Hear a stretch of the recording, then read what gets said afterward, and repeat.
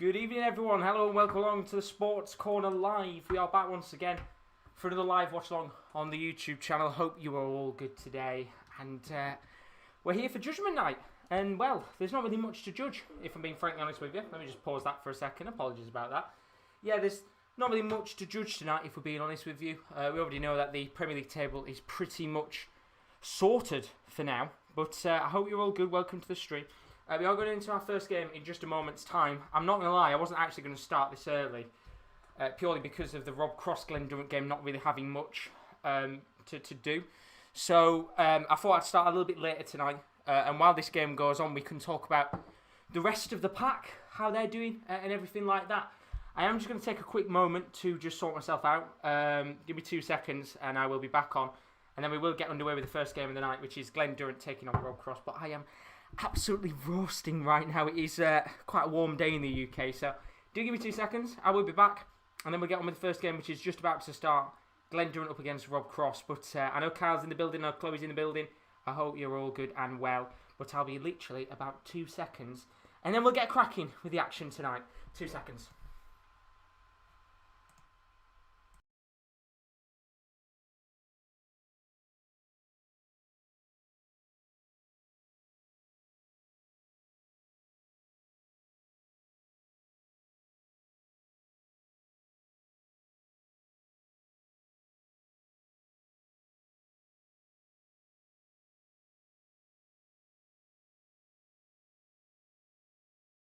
That is the quickest 2 seconds I think you will ever see. But how are we all doing? Welcome along to tonight's action in the Premier League of Darts.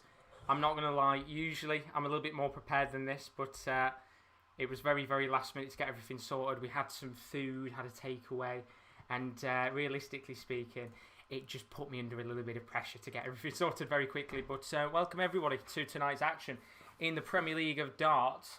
Let me just sort this out for 2 seconds. As I said, told you I'm completely unprepared tonight. But yeah, we've got lots of action to come, as you can see on the screen. Originally, and I don't know why, but it was supposed to be Durrant Cross.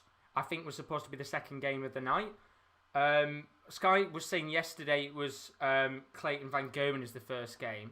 But it's Durrant Cross first, which is what I expected. But look, these two out of the competition.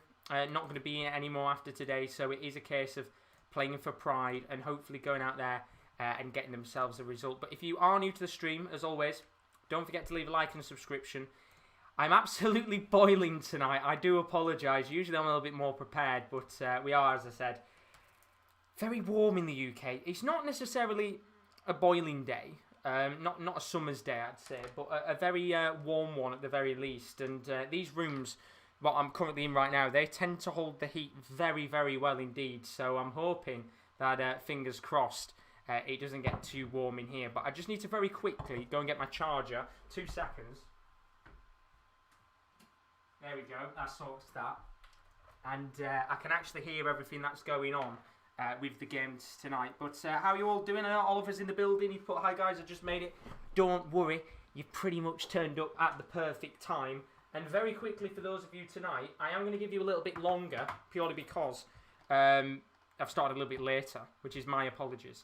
But our Super 6 is available for the final night of Premier League action. If you want to get involved for a chance to win £20, that's right, all you've got to do is put your exact 6 scores that you think are going to happen tonight in the Premier League of Darts, as well as your sudden death answer, which is for the most, how many 180s do you think we're going to get in the Premier League this evening, and you might be in with a chance of winning £20 tonight. So if you do want to get involved, do put your predictions in the chat,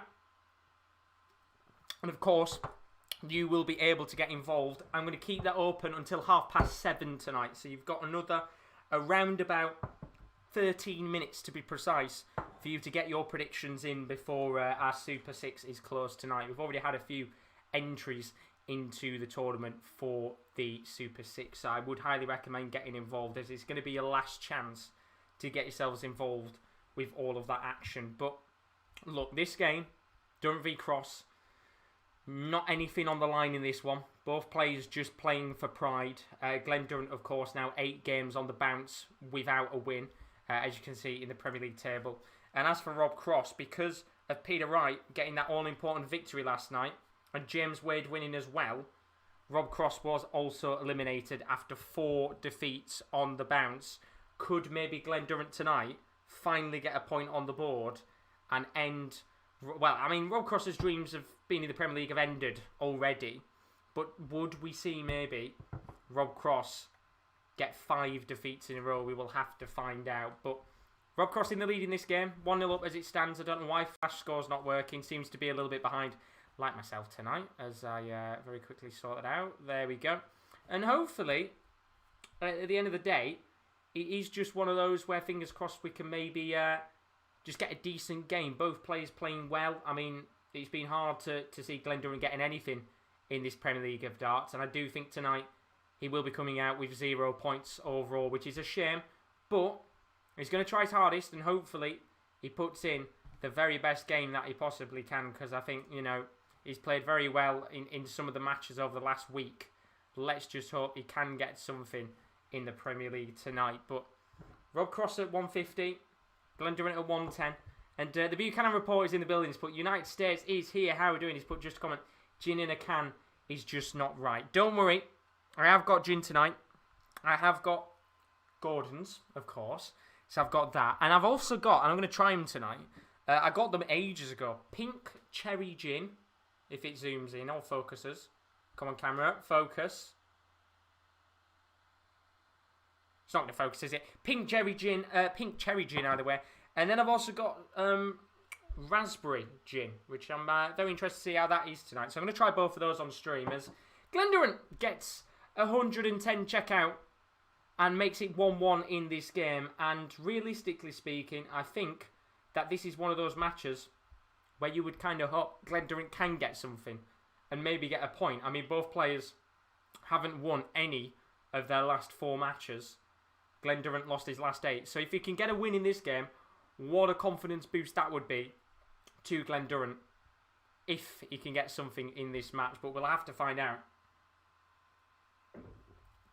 Yes, I have got Pepsi. I am drinking through that very quickly before I start the gin.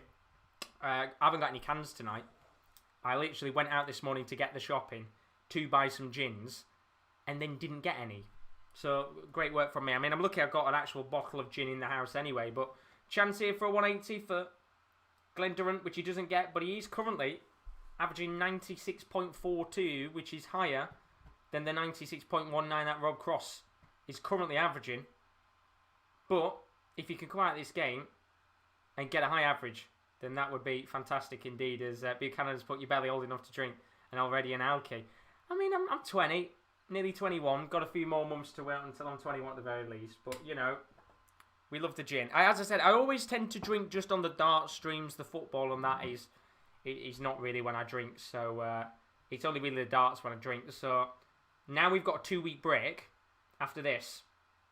It means I won't be drinking for another 2 weeks unless I go to a bar or something like that, but that's not really happening right now, is it, with COVID and stuff? But just give me a chance to recharge the batteries, I bet is the best way to put it.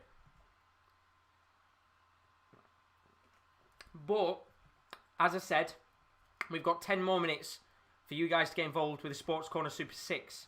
All you've got to do is put down your exact 6 predictions, like Chloe's done in the chat. Thank you very much, Chloe. Best of luck for it. And if you put your predictions in, maybe you might get them right and win yourself £20. Who knows? We'll have to see by the end of the night. It's the last opportunity to get involved. But a chance here for a 126 checkout on a bull for Glen Durrant, which he doesn't get. And a chance now for Rob Cross to get back into this. And I don't know what's going on tonight, but Flash Score has shat the bed. But chance here at tops. Oh, no. Not even a chance at tops for Cross there. All he had to do was hit the 20. He's hit the 5. And a chance here for Glen Durrant to take the lead in this game. He's going to have 2 darts at 888 for a confidence booster for Glen. First dart misses, but he's a good marker. And second dart is in. And Glen Durrant takes a 2-1 lead in this game against Rob Cross. And after that mistake from Cross just a few moments ago, a very, very disappointing moment in the match. And could that be the difference maker in this game if it can give Glen Durrant that confidence to continue on and get a result in this match? But Oliver Flanagan's put, Rob Cross wins this game. hands down MVG will win the game. Snakebite White wins the third. Wade will win. And then he thinks Anderson as well will win in his game tonight. So there's some predictions in the chat for Oliver. And then Daz is in the building as well. All good as always, Daz. He's going 7-3 to Duzza in this game. 7-2 Wright, 7-5 Aspinall, and 7-1 Wade with 20 180s. So up to your prediction tonight for the 180s. We'll have to see. Of course, we got 14 in one game last night. That was the MVG de Sousa game. And when you actually look across the games tonight, there's some bloody good ones to come. Forget about Durrant and Cross. I have put that second. It was supposed to be, I think, Durrant and Cross was second tonight. But Clayton MVG will be next. And then we'll also have de Sousa Wright and Aspinall Anderson alongside Vandenberg Wade. So there are the games to come up a little bit later on tonight. But I would put Oliver, if you wanted to take part in the Super 6, put the exact scores if you want to put them in. And that will get you into it. As Taffy's just put, and Albertus as well. So welcome along, guys. Very best of luck tonight. Albertus going 7-3 win for Rob Cross. And a win for Van Gerwen 7-4. Wright 7-5. Aspinall 7-5. Vandenberg 7-4 with a total of 36 180s. So that'd be nice if we get 36. I mean, Taffy's gone 38 tonight. So fair play to him. I mean, so far in this game, we haven't had a single one yet. So let's hope we do. And we get one in this match tonight. But I have got some bets on this evening. I've put Rob Cross, Jose de Sousa and James Wade down on a match treble. That returns £587.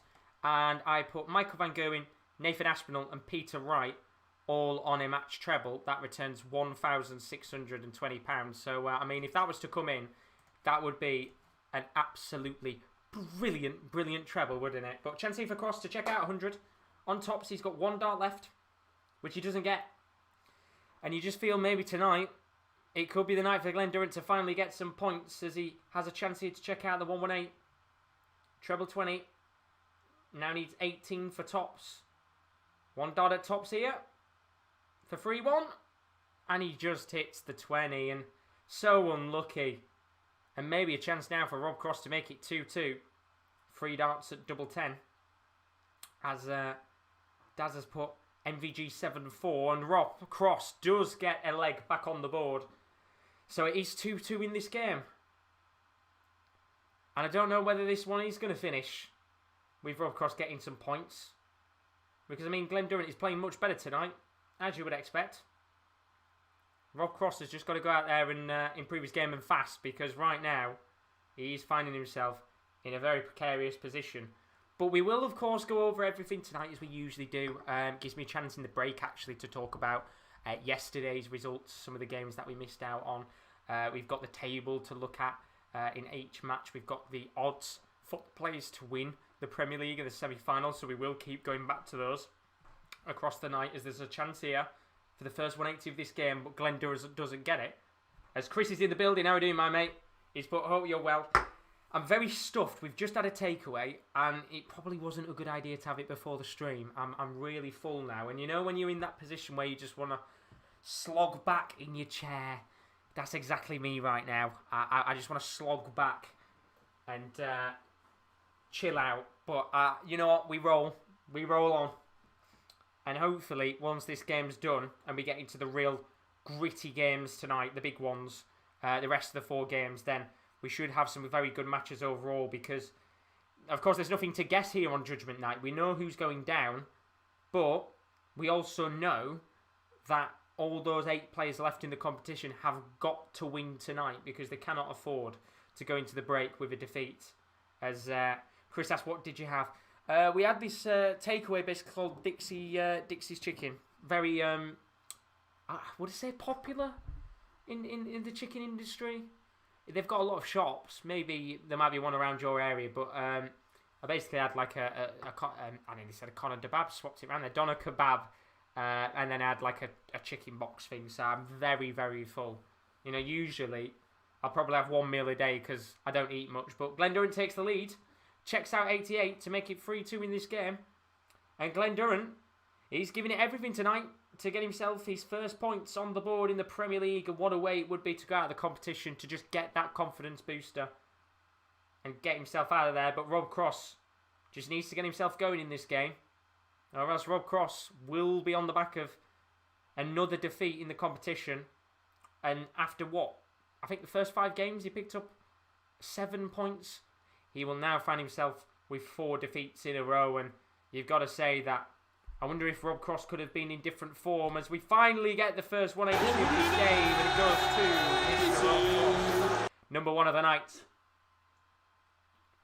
And that is the Pepsi can out of the way. So we will get a drink in a second. Very tempted to try this pink cherry gin.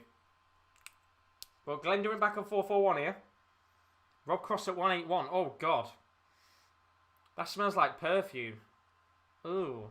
So that's basically the pink cherry gin, which was one of the little tester bottles. That just literally smells like hand wash. So I'll come back to that in a little bit. I'll wait. I don't want to be drinking something that smells like hand wash. And it's strong as well, but Rob Cross here at double 16. Chance to make it 3 apiece in this game, which is what he gets.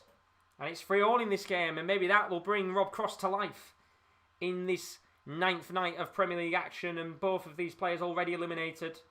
But they'll be hoping here that they can get at least a few more points on the board before they depart. Well, for Rob Cross, if he was to win this and be relegated on 9 points, he probably would feel very gutted with himself, and he still will feel very gutted with the fact that he's been relegated. But we said yesterday, you can put in 8 good performances, but if they're not great performances, and that's what it's been for the majority of players in the Premier League, then you are very likely to get knocked out. As I'm going to give last orders for tonight on the Super 6, you've got literally 2 minutes left to put in your predictions tonight for the Super 6. You have to put the exact scores. Don't just put who you think is going to win. You have to put the exact scores, as well as how many 180s you think there's going to be in the session. You've got 2 minutes to put your predictions in before we close it off tonight. The prize pot is at 20 quid tonight. Your last opportunity in the Premier League of Darts to get involved with the Super 6. You've literally got 2 minutes left to get involved. And who knows? You might win a bit of extra cash tonight. We'll have to find out. As Chris says he thinks it's going to be a 6-6 draw, as they've got nothing to play for. And then Marcello has put his prediction in. Very best of luck, my friend. He's gone for a 7-4 Rob Cross win. NVG to win, Wright to win, Aspinall to win, and Van den Berg to win. And hopefully Marcello's prediction's right, because I've got Van Gerwen, Wright, and Aspinall all on a match treble for 1.6k. So if that came in, I'd be buzzing if that was to happen. As Chris has put, I sent you mine on Twitter to make it easier. As YouTube, you can't see comments later on in the night, which is very true. Thank you very much. What I usually tend to do is when the stream's ended, I do go back to the very top to actually see what everybody's put, because the comments save until I click off the YouTube channel. So I will be able to look back at the end of the night and see what you guys have put. But we will already know, depending on what happens in this game, who's going to be knocked out, and if anybody is taking home the £20 prize. Although it's going to be staying in my back pocket, we'll have to find out. But chance here for Rob Cross to check out 72 on treble 20, which he gets 2 darts at double 6 to take the lead in this game. Can he do it? Get 6, so he's got 1 dart at 3. Can he get this double 3? No, he can't. And now a chance for Glen Durrant on 58. You would assume 2 darts at tops for Souza to take the lead in this game and get a very, very important result on the board, or get towards a very important result in terms of not finishing the Premier League on 0 points. But 2 darts at tops here. First dart hits 20. So double 10. And he doesn't get it. And another chance for Glen Durrant to really get himself going here. And now, Rob Cross with an opportunity at double 3, which he takes. And it's 4-3 to Rob Cross. And another game tonight where his opponent against Glen Durrant is finding it very, very hard to get himself going in this match. But Rob Cross here, will that drive Rob Cross to just start getting into this game now and try and finish this game on a high and leave the tournament on 9 points? And I mean, you can see how Rob Cross' form has gone from kind of being high to just dropped off, which is a real shame. But let's hope that we do get a few good games tonight, because we've got a lot of other games which we'll talk about later on.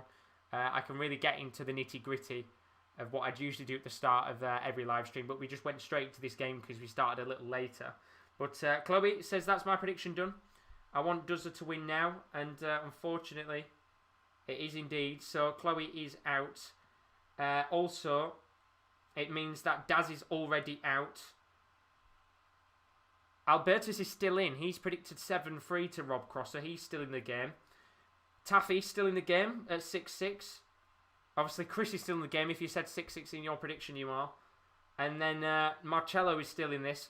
He went 7-4 Rob Cross. There's still quite a few of you in this. But we'll have to see by the end of this game who is staying in the Super 6, or will we have you all knocked out by the end of the first game tonight? We'll have to see. I think the only result that nobody's gone for is 7-5 to either of the two players.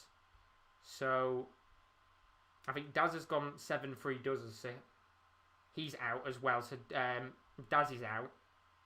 So yeah, 7-5. If one of these games ends 7-5, everybody loses, I'm pretty sure. Which is a real shame for all you guys. But Chris has put, had bad news earlier. My uncle's cancer is getting more aggressive now. I really want Carlisle to get playoffs. I pray with hope that's the cure, but unfortunately my mum said that could be the end of him. Hopefully he can pull through, Chris. Thoughts and prayers, of course, for him. Hopefully he can get through it, and hopefully you can get the playoffs and give, you know, what would be a fantastic opportunity for your uncle to watch that, hopefully.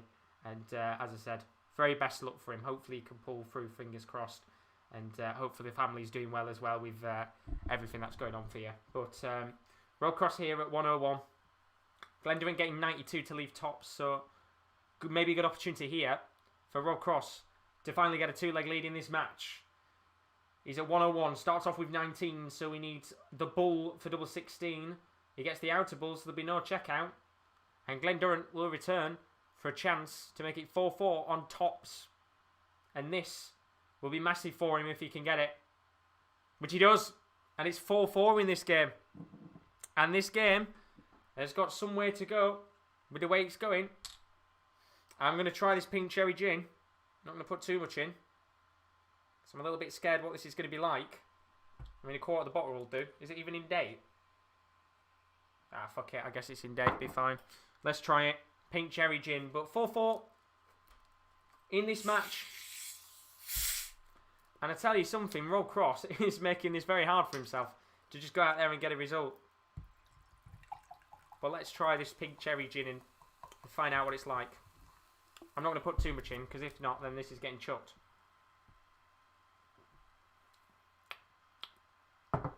There's no taste to it. I put quite a decent bit in there. There's absolutely no taste. I mean, I could literally...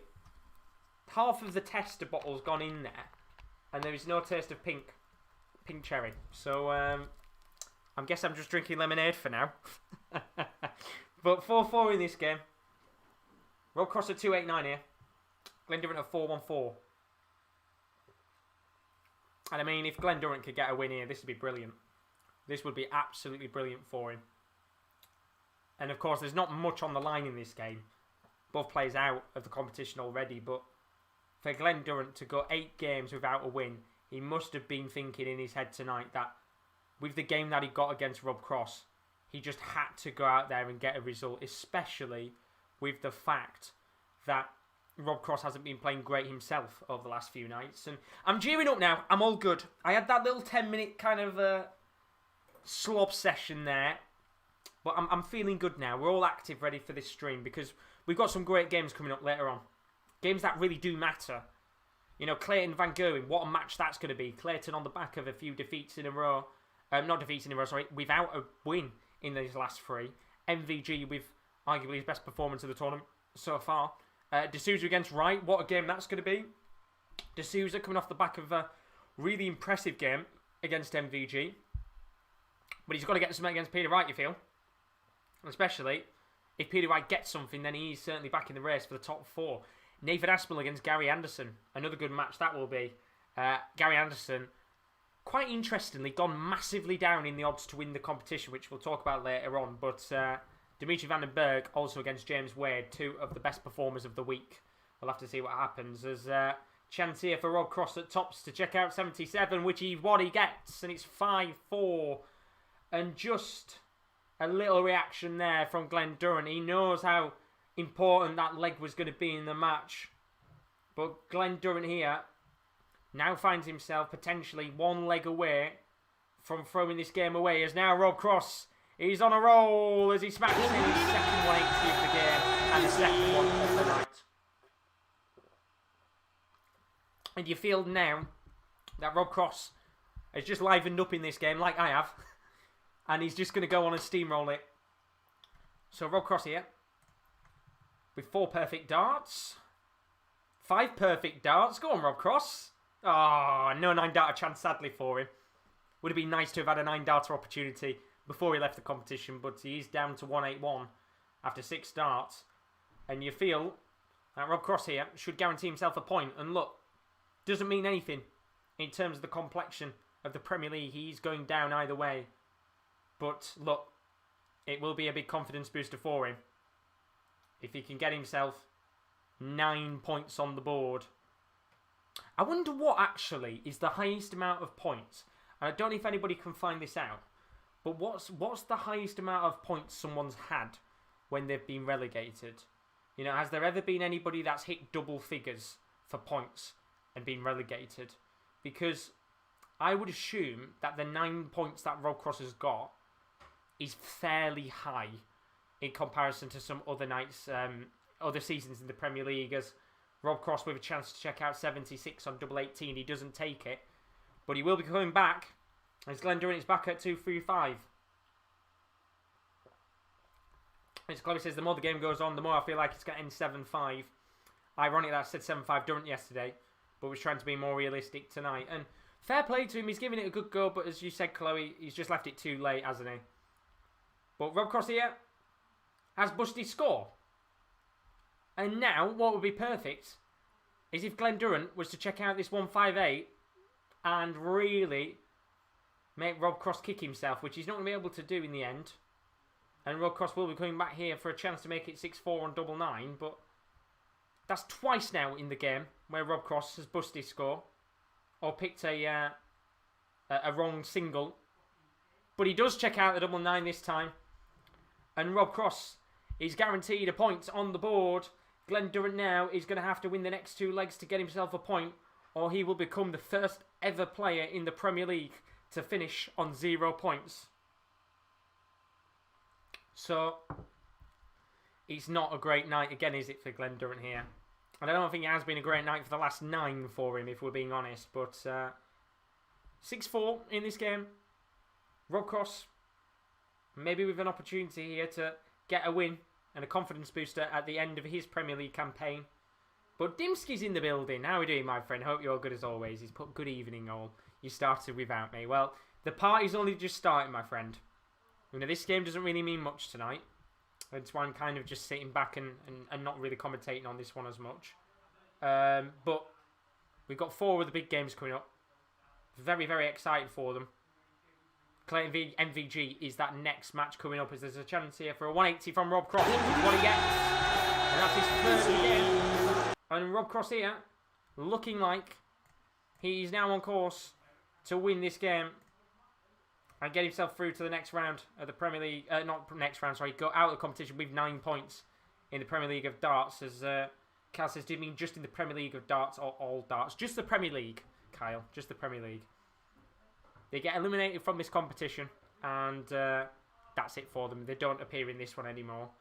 So the next time we'll actually see these 2, I think, is in July. I don't know if Rob Cross is going to the Super Series in Germany. I would assume he would, but I know Glen Durrant isn't. So there's a lot of players actually dropping out with the Super Series. I think Aspinall's going. We know Gary Anderson isn't. I think Peter Wright isn't going as well. So that Super Series could be quite an interesting one. Because Johnny Clayton's not going as well. So that's another one of the big players. And I understand why. You know, at the end of the day, if you do go to Germany and you do catch COVID, then I genuinely have no idea what is going to go on with the if somebody was to get COVID, for example, because you're not going to draw in a player last minute to get in their place. But chance here now for Rob Cross, 95, treble 19, double 19 to seal the deal and get 2 more points on the board with a 7-4 victory. Gets the treble 19, so 2 darts at double 19. First dart misses. And the second dart misses. And a chance now for Glen Durrant to take out 41 and make it 6-5 and take us to a last leg. 2 darts to double 16. First dart, good marker.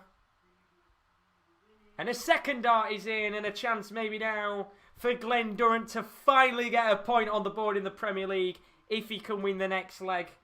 This will be brilliant, and it means that Taffy Evans is the only player left in our Super 6. Unless Chris put on Twitter 6-6. I think Taffy's going to be the last man left already after the first game. As Reza's put, does anyone have a live link? Check on YouTube, Reza. I think there's a few people streaming it on YouTube, if not Twitch.tv. There'll be a few people streaming it on there, no doubt. Hopefully you can find one. But Rob Cross starting with 60. Glen Durrant only gets 26 and he's down at 475. So a real opportunity missed there for Glen Durrant to go out there and get a little bit of a foothold in this leg. But he's got a chance now. Rob Cross down at 395. Stephen asking who won MVG or Clayton. They've not played yet. Basically, Sky Sports last night put Clayton MVG was first and then Durrant Cross was second. Turned out that Durrant Cross was first and Clayton MVG was second. So they've not played yet. Durrant Cross is first. Clayton MVG is coming up next. So for any of you wondering why there are other players like that, I would change it. But I haven't got Photoshop up right now and I don't know you lag the stream out and eventually break it. So I'm just going to leave it as it is for now. And yeah, Clayton MVG's next. They haven't missed anything. As Taffy says, there's only one Taffy. There is. I think Chris, though, I think it's gone for a 6-6. So both Chris and Taffy here, hoping for a 6-6 draw to be the last 2 people left in the Super 6 for this week. We'll have to see. We might bring Super 6 back. I mean, it can't be a Super 6. It'll have to be a Super 5. Fantastic 5, we'll call it. If they maybe bring it back for the next batch of games in 2 weeks. As Tubbs is in the building. How are we doing, my friend? He's put Battle of the Relegated. Hello, lads. Good evening, my friend. How are we doing? Hope you're all good as always. So, Rob Cross down to 105. Glen Durrant back at 215 here. This is the first match of the evening. Ignore... I'm saying ignore it. Just flip those 2 round. And that's the correct order of play tonight. Sky Sports made a mistake. And I sorted all this out last night. So, yeah. I'm not saying I couldn't be bothered to change it. But I didn't know who was starting tonight. So, Durrant Cross is first, I guess. Gets it out of the way. But Cross now with a chance to check out 105. Gets 19. Needs treble 18, which he gets for double 16. For a 105 checkout to seal the deal. And he doesn't get it. And unfortunately, he's not going to hit it. But Glen Durrant here, back at 174, is about to lose this game and go 9 games in defeat. Dimsky was predicting 7-5 for Cross. And a chance for 7-5, which is what he gets. And Glen Durrant becomes the first ever player in Premier League history to finish the tournament on 0 points. He did not win a single game in the Premier League of Darts this season. Durrant will be very, very frustrated with how he's played. But Rob Cross, who was already eliminated from the competition anyway after his defeat to Aspinall last night, gets 2 points on the board and ends the Premier League of Darts with 9 points to his name. And you would think in some years that might have been enough to stay up. But in the end, with the way that the Premier League has been, it is a ruthless, ruthless season. And both of these players will go out of the Premier League. Would you say with a whimper? For Glen Durrant, yes. For Rob Cross, he just couldn't really get any momentum going in the last sections of the match. But look, at the end of the day, we say goodbye to Rob Cross, who I believe will be one of the players heading to the Super Series in Germany in a few days' time. Glen Durrant, as far as I'm aware, isn't going to the Premier League, to the Super Series. So we won't actually see Glen Durrant again until the World Match Play in July. So this is a good opportunity now for Glen Durrant maybe to take a step back from darts for a few weeks. Go and see his family, be at home, spend some time with his loved ones, and not have to focus on the darts right now, because maybe that break might just do him some good. You know, a chance to just sit back and not have to worry about darts. But what it also means is that in that 2 months, where he's not going to be playing a lot, this is a great opportunity for also him to start testing. You know, we were talking about it yesterday. Is this a chance for him to start testing out new darts? Maybe. You know, we'll have to see. But look, we say goodbye to both of these players. They're out of the competition, but we have got a whole host of other fantastic games to come tonight. Now, the order of play is a little bit wrong, which is a shame. Sky Sports making a mistake tonight with the actual order of play. But as you can see on your screen, Durham Cross was first tonight. The next game up is Clayton taking on MVG. What a game that one's going to be. That'll be coming up in a little moment's time. We've then got Jose de Sousa up against Wright. That is the second game coming up after Clayton MVG. Nathan Aspinall taking on Gary Anderson. That should be a fantastic match to watch. And then a brilliant game to end the night. Dimitri van den Berg up against a high-flying James Wade, who sits in the top 4 of the Premier League of darts as it currently stands. But yeah, it's not been the most amazing of Premier Leagues for both of these players. But in the end, fair play. They both tried their very hardest indeed, and they go out of the tournament. I'm saying that Glen didn't play as well as he wanted to, but that's a real shame for him. However, we have got more stuff to come up on the channel over the next few days. So if you have enjoyed the stream, don't forget to leave a like and a subscription. It would be greatly, greatly appreciated for those of you that haven't left a subscription as of yet. We are about 20 subscribers away from 2,100, so your support would be massively, massively appreciated. But here's a look at what's to come on the channel over the next few nights. Of course, you're joining us live for Judgement Night right now. Not really anything to judge. It's kind of just night nine, if we're being honest with you. But tomorrow you can join Rowan live for the A-League Watchalongs. That starts from 10 a.m. Melbourne Victory taking on Western Sydney Wanderers. That should be a pretty good game indeed. Saturday sees the MLS. It's back once again. San Jose Earthquakes taking on FC Dallas. That's live from 5 to 8 with KL. Sunday night sees Lyon taking on Lille. That's from 7:55. That should be a fantastic match to watch in the Liga title race. And then Real Madrid take on Chelsea in the Champions League. That's live from 5 to 8 on Tuesday. PSG Man City is the other game, which will be taking place on Wednesday night. So lots of football content to come, no doubt, over the next few nights. But let's quickly talk through that game once again. I did say Rob Cross finished on 9 points. He didn't. It was 7. Thank you very much, Nuno, for saying in the chat. I don't know why I'd got it in my head he'd got 9 points, but if he had 9 points, he'd be in the top 4, wouldn't he?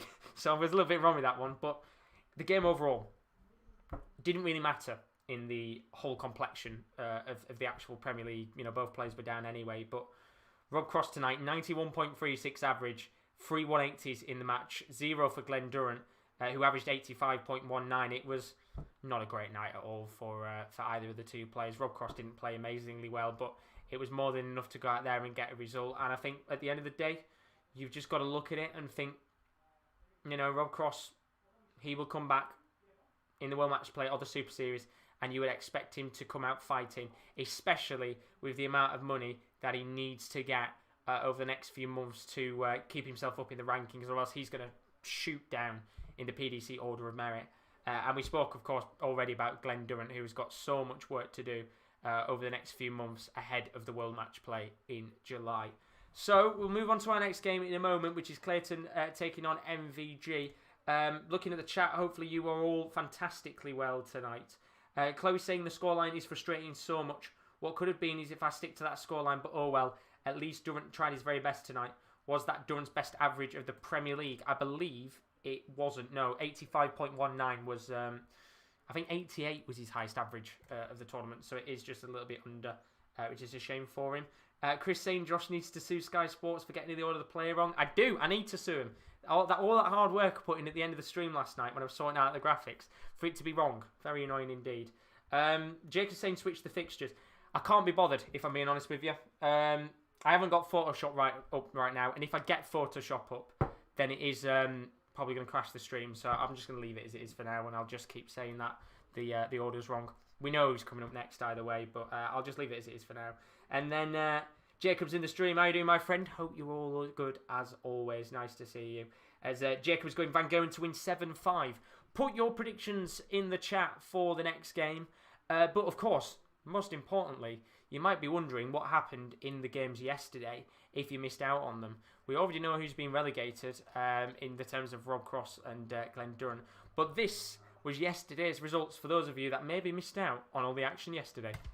Night 8 of the Premier League of Darts saw confirmation of the 2 players that are going down in the Premier League.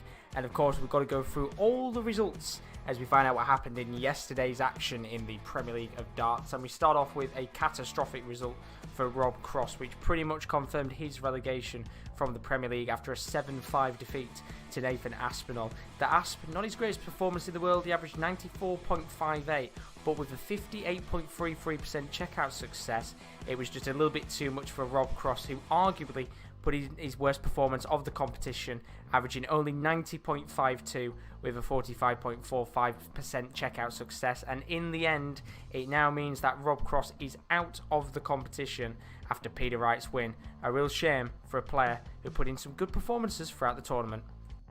Game number 2 saw Gary Anderson up against Dimitri van den Berg, and this one on paper was looking like a very good match, but overall I've got to say it wasn't a great game at all. It was really poor. Dimitri van den Berg coming out in the end as a 7-5 victor. The Belgian, who only averaged 87.28 and had a checkout success of 22.58%, that's 7 out of 31 at doubles, eventually got a win in a game that was really boring to watch, if I'm being honest with you. Gary Anderson, who arguably could have won the game and could have won yesterday's game as well. He averaged 91.61, but only an 18.52% checkout success. That's 5 out of 27 at doubles. It was a painful game to watch, and in the end, it's one of those games which I think both players will want to forget very quickly. Game number 3 of the night could arguably be up there for one of the games of the tournament, as Michael van Gerwen got a 7-4 victory against Jose de Sousa, and what a game it was. The last leg did let it down a little bit, but with 14 180s, that's 7 for Van Gerwen and 7 for de Sousa, with both players averaging 110 plus for large spells of the match. I thought this one was going to end being a classic, and it was a very good game overall, but as I said, the last leg let it down. But Michael van Gerwen, who averaged 104.72 with a 35% checkout success, that's 7 out of 20 at doubles, he played very, very well on the night. And in his press conference, he came out and said he only thought that performance was a 7 out of 10. What else could he possibly do in this tournament? And talking about good performances, let's talk about James Wade. This man is putting in an absolutely brilliant week of performances as he went from being a relegation candidate to top 4 in the space of 3 nights. James Wade averaged 105.29. That's the 3rd time in a row that James Wade has averaged over 105 in the Premier League of Darts, with a 35% checkout success. That's 7 out of 20 at doubles. But Johnny Clayton, who now is in his 3rd game without a victory on the board, he got 103.23 for his average with a 50% checkout success. However, he only had 4 opportunities at the doubles. On one hand, it's a fantastic win for James Wade, but on the other hand, without winning 3 games now, Johnny Clayton goes from being in the top 4 to 8th in the league. And the last game of the night was a fantastic result for Peter Wright, who was under some serious pressure to go out and get a result against Glen Durrant, or else he could have potentially been in with a shout of relegation on Judgement night. But fair play to Peter. Look, too many times I think players have come up against Glen Durrant and found themselves maybe giving a little bit too much compassion to Glen Durrant, but Peter Wright, he didn't. A 94.75 average with a 46.67% checkout success for Snakebite Wright was more and truly good enough to beat Glen Durrant, who, as we know, has been struggling in this competition. That's now his 8th defeat in a row, and his 79.54 average, I believe, is one of the lowest averages we'll have ever had in the Premier League. And it's a shame because tonight in Judgement Night we don't really have anything to judge. We already know which both players are going to be going down, but it's now more of a case of looking at the top 4. Who's going to be where in the Premier League at the end of the night? Will Van den Berg be top? Will Clayton still be 8th? As we find out what happens on night 9 of the Premier League of Darts. So that was all the action yesterday in the Premier League of Darts. Let's take a look at the table and how it currently stands, let's be honest, it doesn't really matter in terms of the elimination of Rob Cross and Glen Durrant. What matters is how the Premier League table looks from 8th and onwards. And this game coming up sees Johnny Clayton, the Ferret, up against Michael van Gerwen. And funnily enough, an interesting stat for you, Johnny Clayton is the only player in the Premier League, as it currently stands, that is averaging for the whole tournament over 100. Before it was Jose de Sousa, but his odds have slightly gone down. But Johnny Clayton, who's got a tournament average of over 100, is sat 8th in the Premier League. How unbelievable is that? It's crazy, isn't it? And I mean, it's so tight. Literally, 1 point is separating 4th to 8th. It is a very, very exciting season overall. But as you can see with the table, Johnny Clayton on the back now of 3 results without a victory. He has got a very, very good record recently against Michael van Gerwen. It seems to be kind of Michael van Gerwen's equivalent of Liverpool's Crystal Palace. He seems to be a really hard player to beat, Michael van Gerwen. Johnny Clayton for Michael van Gerwen. But when you look at MVG, massive result last night. Fantastic game against Jose de Sousa. He's now 4 games unbeaten. 1 win in his last match, and then a draw before that, and then a win and a draw. So he's got quite a bit of consistency going. But if he does win tonight, a massive, massive statement indeed, considering that Dimitri van den Berg, who finds himself on 12 points, could actually not be at the top of the table tonight, depending on what happens in Aspinall and Van den Berg's game. So we could maybe see, by the end of the night, Michael van Gerwen sat top.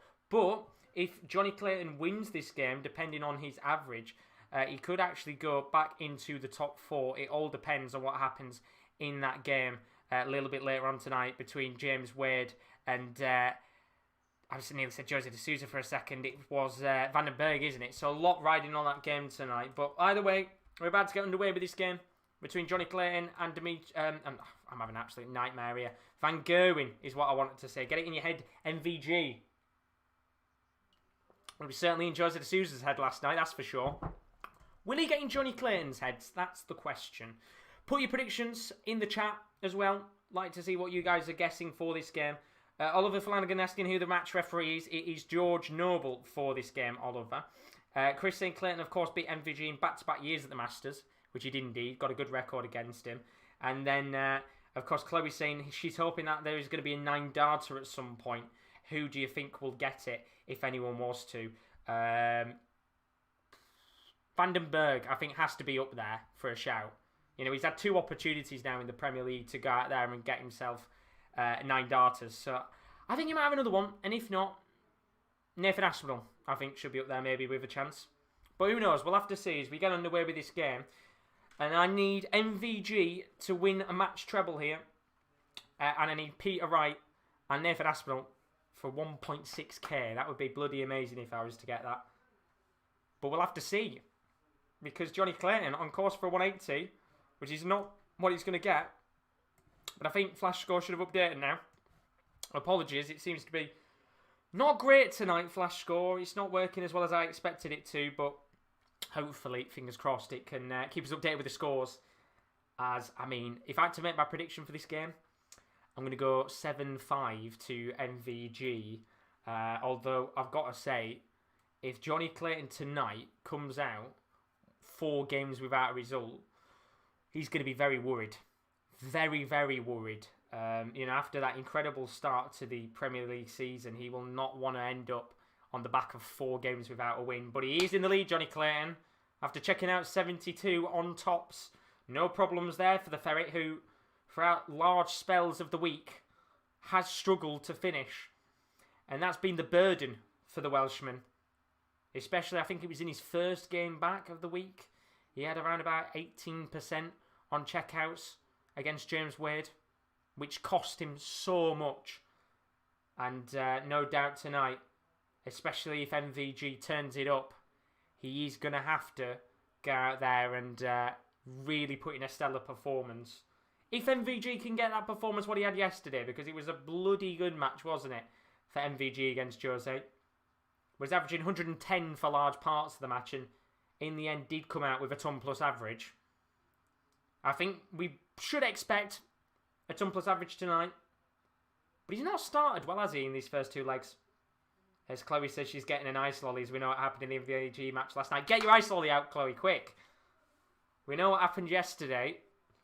Let's hope that fate repeats itself. As we really do now get underway with the real action in the Premier League tonight. We started off with the relegation, I'd say battle, but the two relegated players. As MVG down to 120 here. Clayton all the way back at 266, gets 137 to leave 129. But is he going to get a chance here? Or will MVG check out the 120? Gets 220, so he isn't going to check out in the end. And Michael van Gerwen might allow Johnny Clayton a chance to take a 2-0 lead here. 129 needed for the Welshman. Treble 20, one dart at the ball, and he just hits the outer ball. So MVG coming back here at 80. Could go tops, which is what we saw James Wade do. And I think he did go for 2 tops, and it's actually backfired in the end. And a chance now for Johnny Clayton to check out 25 and take a 2-0 lead in this first real game of the night. Of course, we have already had a game. The order of play is a little wrong. Blame Sky Sports. I'm going to keep saying that throughout the night to cover my back. But Van Gerwen now. 3 darts at double 10. Hits the 10. Has 1 dart at double 5 and doesn't hit it. And I mean, this is just not a good start, is it? Both players struggling on the checkouts in this second leg of the match. Chris is saying, idea for your Super 6 after tonight. Predict scores for 4 games. How many 180s and highest checkout? Ooh, that's a good idea actually, Chris. Do remind me about that. As Clayton takes a 2-0 lead. And I think there's just a bit of maintenance on the board. Just making sure that the everything's clipped down on the board. As we get underway with the third leg of the match.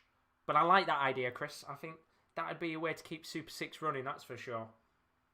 Because I do want to keep it going for you guys as MVG with a chance for a 180, which is what he gets. And George Noble's coming out to play for the first time tonight. So that's the first 180 in this game. But Johnny Clayton, here we go. All aboard the 180 train because it is rolling. That's a second 180 in a row. We saw yesterday in that game between Michael van Gerwen and Jose de Sousa, back to back 180s. Then MVG checking out 41 for a 12 dart leg, and might be another chance here for a 180, which is what Clayton gets. And the treble 20 bed is beginning to be filled up by these two players in the Premier League. As Tubbs says, Leicester West Brom has been very entertaining so far. I'm going to assume that's sarcasm, as Johnny Clayton takes a 3-0 lead over MVG. Checking out 42. And Michael van Gerwen has not started well at all. And in fact, when you actually look at the averages for the two players right now, Johnny Clayton, as it stands, is averaging 93. Michael van Gerwen's averaging 82. Is Glen Durrant giving him his darts or something? It's a very, very strange one here from MVG. Averaged, what, 105 yesterday? And now, averages 82. And you just feel that Johnny Clayton has got a real chance to go out there and give Michael van Gerwen a thumping. Unless the Dutchman can just turn it up here and get himself back into the game. As Oliver thinks that Johnny Clayton's going to win this game 7-3. We'll have to see. Because Van Gerwen is running the real risk here. I mean, Clayton up to 5th place as it stands. Michael van Gerwen sat in 3rd. And I tell you something, if James Wade tonight can get a pretty decent win against Dimitri van den Berg, then James Wade could actually go into 3rd place, depending on the result that MVG gets. In fact, Wade might not even have to throw a dart, and he'll have a chance of going into 3rd place, potentially, if the legs difference is low. But chance for tops here for MVG for a 1-1-1 checkout, which he doesn't get. But he will be coming back, as Johnny Clayton is all the way back at 2-4-6. And this is the leg that Michael van Gerwen needed. 3-0 down in the game. You just need to try and get that leg on the board, which you need to convert here, and does. And that's the first leg of the game for Michael van Gerwen, and there's no roaring yet from the Dutchman. We saw him yesterday, screaming and shouting. But he's not shouting yet. He's keeping it calm. As you feel that this could already be a massive leg in the game. If you can break back MVG, break the throw with Clayton and make it 3-2, then this could be a very different game. And a very nervous one if you're Johnny Clayton, who has been on the back of some big results recently. James Wade yesterday beating him 7-2 in a pitch-perfect performance from the machine. And Johnny Clayton right now doing what he has to do. But will it be enough as the green machine begins to fight back? And when you actually look at the league averages, Michael van Gerwen in the league so far averaging 96.85. Johnny Clayton averaging 100.58.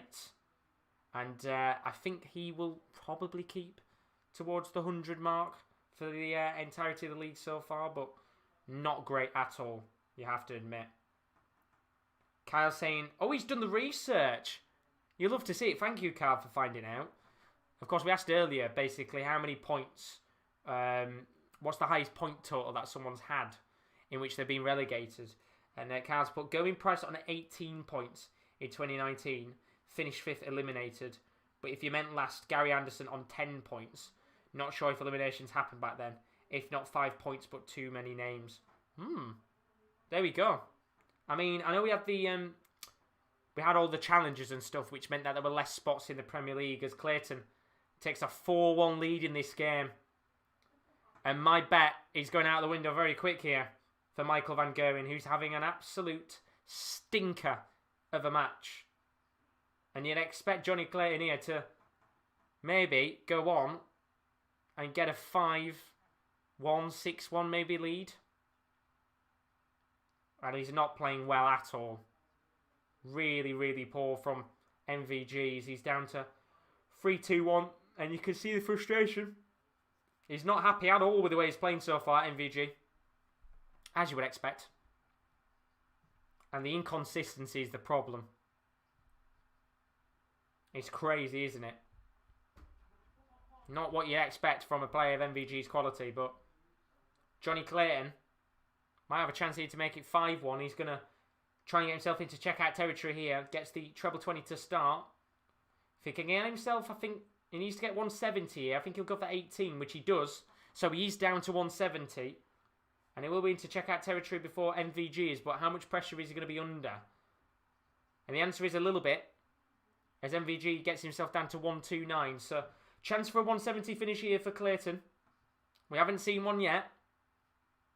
But we might be seeing one now with a bull. No, out a bull, sadly.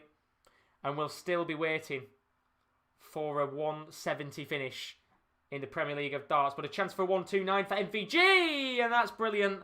And that might be the moment in the game in which Michael van Gerwen comes to life. Checks out the 129 on the bull. And as you must have surely thought for a second there, Johnny Clayton was going to make it 5-1. MVG gets himself back into the game.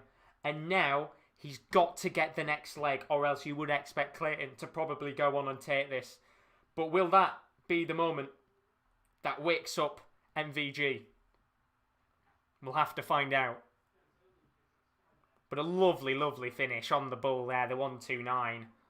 The highest checkout of the night so far.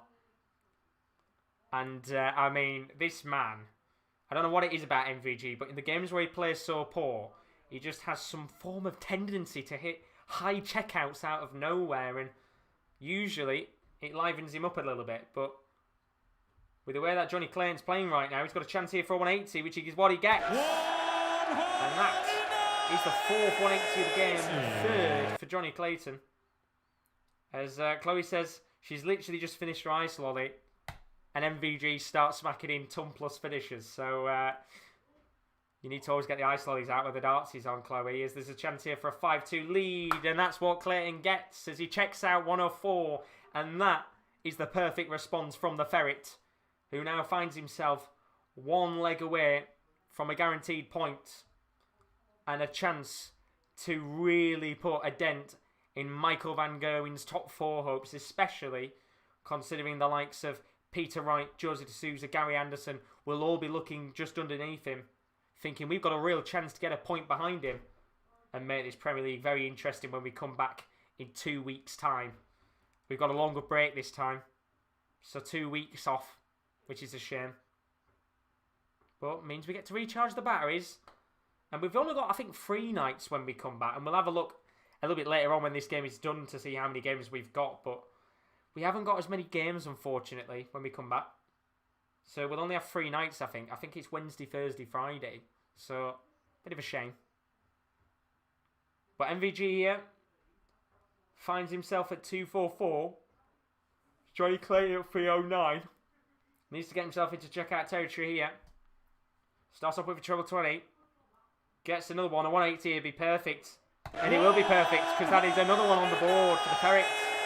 And he's down to 5 in the match. 4 for the Ferret in this game. And Johnny Clayton now with a chance to check out 129. Treble 19, treble 20, double 6. Gets 19, so he's not able to check out here. And Michael van Gerwen will be coming back with a chance to finish the 110. As Oliver says, come on Johnny, you can do this. I think he might be about to. So, 54 for 36, which MVG's not going to get. And now a chance here for Johnny Clayton to check out 72 on treble 20, double 6 for a guaranteed point. Gets treble 16 for double 12, and he gets it, and it's a guaranteed point for Johnny Clayton. And the Ferret, you probably feel like, is about to go on and get a massive 2 points against Michael van Gerwen, and it's deserved. Johnny Clayton averaging 100 in this game. MVG only averaging 89, and you just feel here that MVG is about to find himself in a pretty worrying position. And I have no doubts that Johnny Clayton will be about to rocket up the table. In fact, he goes to 5th place, which is crazy. And he will go above Wade, actually, and go into 4th if Clayton could get 1 more point in this game, which is mad.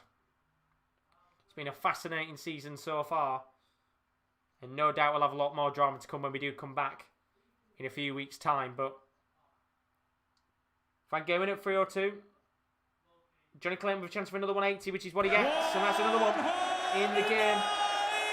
And that is 6 180s on the board. Absolutely brilliant from Johnny Clayton as he looks to steamroll his way to a guaranteed 2 points against an MVG that looks just awful tonight. Really bad performance from him. It's crazy, isn't it, to think that he's had so many chances as he hits 180 MVG. Focuses for the all-mannies now.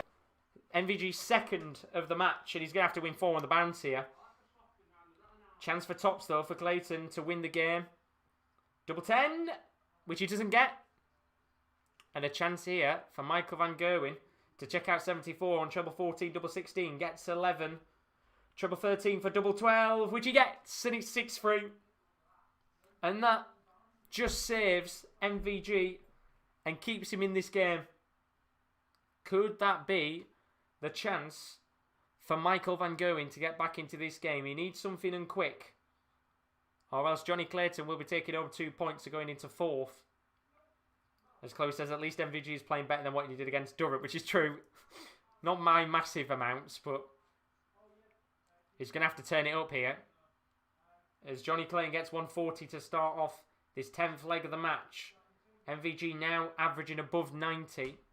In fact, he's averaging 90.85. Johnny Clayton averaging 101. As Robert's in the building has asked, anyone know a place that is streaming it? Try YouTube. There'll be a few other live streams. And then Twitch as well, twitch.tv. That might have it for you.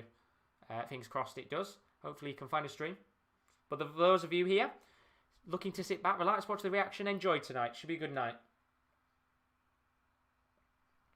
Should be a very good night indeed. As Johnny Clayton here, going for the treble 18s now. Hits 2 of them, needs another one. In fact, he's going to stop himself here. And goes for 20 instead. And he's down to 174. MVG at 258. Going to need to get a few trebles on the board here, which he does. And he's down to 124. So you could say advantage here for MVG to put some pressure on Clayton. Starts off with a treble 20 though, Clayton. Gets another one. He's not going to get a 180. But what will he leave himself on here? Gets 14. And he leaves himself at tops. With MVG at 124. It's got to go. And he's not going to go. Now a chance for Johnny Clayton to seal the deal with tops to win the game. And a big win it would be for Johnny Clayton. He's had 4 games on the bounce. It could have potentially been with defeat. He's got 1 dart left. And defeat will not happen tonight for Johnny Clayton. And the curse of the ferret continues against the green machine. And MVG, who played fantastically well last night against Jose de Sousa, ends the second phase of Premier League games with a whimper. It was not a good performance at all from MVG tonight, but Johnny Clayton, who knew he was under some pressure to go out there and get a victory on the board after going 3 games without a win, he did it in style tonight against Michael van Gerwen.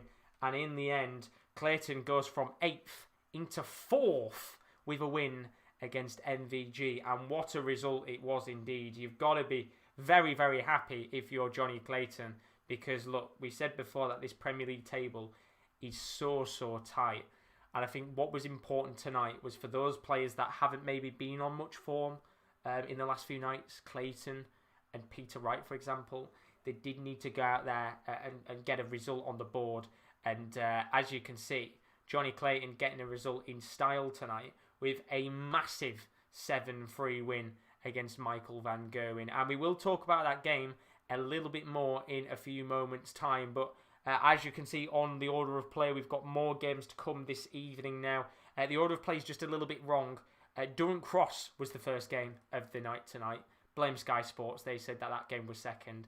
But Rob Cross coming out with a victory against Glen Durrant in that game. It was not the greatest game to watch in the world, if we're being honest with you. But a 7-5 win for Rob Cross means he goes out of the Premier League with 7 points.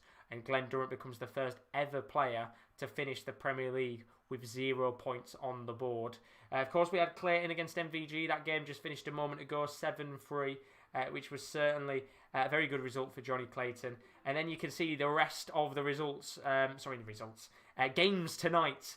Jose de Sousa against Peter Wright. That's the next game of the evening. Going to be interesting to see how both of those players play.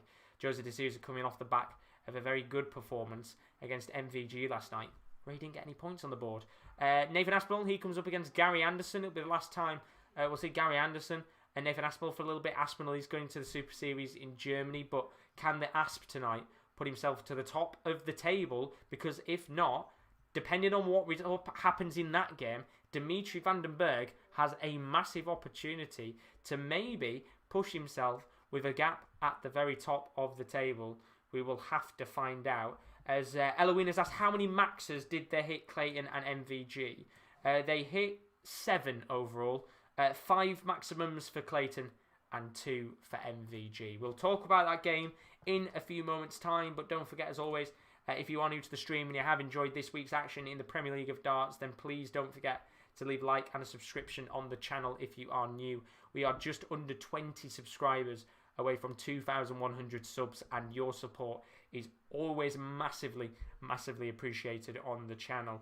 We've got a whole host of content coming up over the next few days on the channel. It's not just the darts, of course, it's the last night tonight for 2 weeks, but here's a look at what's to come over the next few nights. As you are currently with me for the Premier League of Darts Judgement night, we've got a few more games to come, so don't you worry, don't go anywhere. But on Friday morning, you can join Rowan from 10 AM as Melbourne Victory take on Western Sydney Wanderers.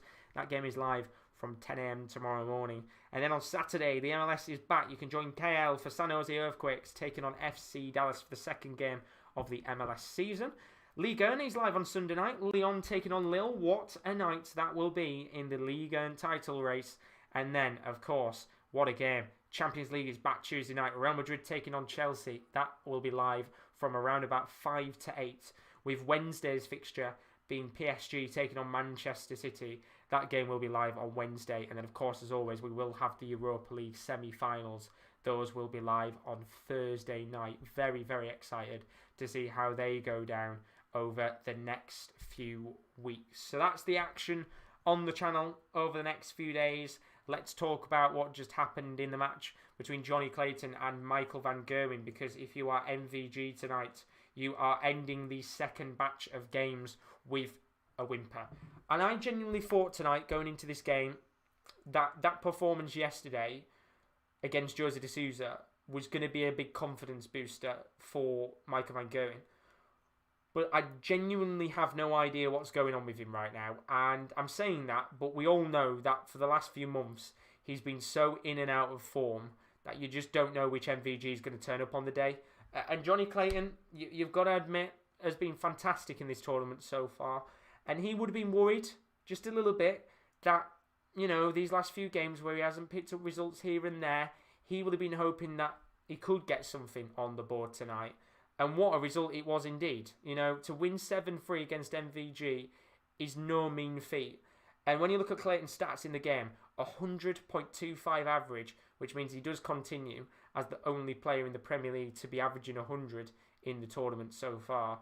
With a 38.89% checkout success, that's 7 out of 18 at doubles, which is very good indeed for Johnny Clayton, with the highest checkout for him being a 104. As for MVG though, 91.01 average with a 33.33% checkout success. That's 3 out of 9 at doubles. And I don't know if MVG is going to the Super Series or not. If anybody knows, then do say in the chat if somebody's more aware of what's happening or not. But I know that Johnny Clayton isn't going to the Super Series in Germany. So he's going to have 2 weeks off to be able to go home, practice, sit back, relax with his family and his loved ones, and then come back to this tournament feeling fresh. And most importantly, I think feeling confident after a win like that. As for MVG, if he goes to the Super Series in Germany, could be a good opportunity for him to try and play himself into some form. If he doesn't go to the Super Series, then this will probably be an opportunity for MVG to go back home and practice, because I don't know what he does when he's not playing in the darts. I don't know whether he's the type of player that loves to practice for long periods, or whether he's one of those types of guys where he prefers not to practice and leave it until he gets, you know, maybe a day or two before the tournament and then start, so he can get himself into a little bit of form. But I mean, I think for me, it's one of those where I think MVG needed a loss, because the way that the Premier League table was looking, and this was the Premier League table before the start of the night, with the way that the Premier League table was looking, after 8 games, for MVG to only have 1 loss on the board, I think that's pretty surprising for how average he's played. You know, for me, there's not been many games in this competition so far where I personally think he's played well, which is why I'm very surprised that in the end, you know, he's not gone out there and maybe had a few more defeats. But apparently it's Nathan Aspinall, Gary Anderson next. I mean, I tell you something. The Sky completely fucked that up last night. It's Aspinall coming up next, not Jose de Sousa. Let me go and change up the actual order of player. I'll see if I can get that sorted out. My only problem is I don't want the stream to lag out. I'll leave it for now. I don't want the stream to lag out. But the next game coming up is actually Nathan Aspinall against Gary Anderson. So ignore the order of play tonight. It's out the window. It's gone tits up. Gary Anderson coming up next. And what a game this will be, in my personal opinion. I think Gary Anderson is another one of those players that hasn't been in the greatest of form so far in the Premier League of darts. And I think he needs a win tonight, or else he could find himself in a very, not worrying situation, but he might find himself under some serious pressure, depending on what else happens in the Premier League this evening. As for Nathan Aspinall, he has got a massive opportunity to go out there and get himself a massive result and go to the top of the table. And I'm going to go for... It's hard. I'd like Gary Anderson to go out there and win it, but with the way that Gary Anderson's playing right now, I'm going to go Nathan Aspinall to win this game 7-4. I think Aspinall has got a great opportunity to go to the top of the table, and he's got to try and make the most of that. As for Gary Anderson, if he can go out there and get a win, fantastic for him. And that'll give him a real boost of confidence as he'll look to push into the top 4. Apparently Leicester are 2-0 up on West Brom, which is very good to see. But yeah, that's the next game coming up of the evening. I generally don't know what's going on tonight with everything. I'm going to try and play my prediction tonight. I'm hoping that the predictions I've made are actually spot on. Let me just have a quick check on night 9. Did I actually get anything right? Did I have him in order? No, I had him in the wrong order. Which means I'm not even going to touch the predictions tonight either, because either one, it's going to lag, or two, it's just going to be in the wrong order anyway. But yeah, I'm going for my prediction in this game. Aspinall to win 7-4. Put your predictions in the chat as always. But let's take a look at the odds for these two players to win the Premier League of Darts, because as we know, those odds have been fluctuating as the competition has continued on. And as you can see, Gary Anderson is now not in the top 5 for odds to win. Nathan Aspinall now is. If you look to the odds on the 5th night of action, Nathan Aspinall was sat 14-1 to win the competition. He now finds himself as the 4th favourite to go out there and win the competition. He is 8-1, and I still believe that that is a very, very good odd for Nathan Aspinall to go out there and win it. As for Gary Anderson, he now actually finds himself at the bottom of the predictions and odds to win the Premier League of Darts. He sits at 16-1 to win it, and doesn't, to be honest, surprise me. I think there are a lot of people out there who are expecting Gary Anderson to struggle. I don't think he's been playing his greatest darts in the world, if I'm being honest with you, which is why I personally do think that Nathan Aspinall has a good chance to win tonight. But look, who knows? I mean, at the end of the day, it's one of those games where anything can happen. And then in the semi-final predictions for those to reach, as you can see, Nathan Aspinall 8-11, which is fairly. It's not really odds on, but it's close to being odds on. He's got a very, very good chance, I think, of going through to the semi-finals with how he's playing right now. As for Gary Anderson, he finds himself at the bottom of the list. He's the only player with odds to 1 of reaching the semi-finals. 2-1 for Gary Anderson. And look, we know Gary Anderson, he can go out there and he can get results on his day, but with the way that he's playing in the Premier League so far, I just think that he's not been great, has it, from him? Like, when you actually look at the table, Gary Anderson actually not won in these last 2 now, especially with that defeat yesterday, a very big defeat it was. And he's had 3 wins, 2 draws, 3 losses.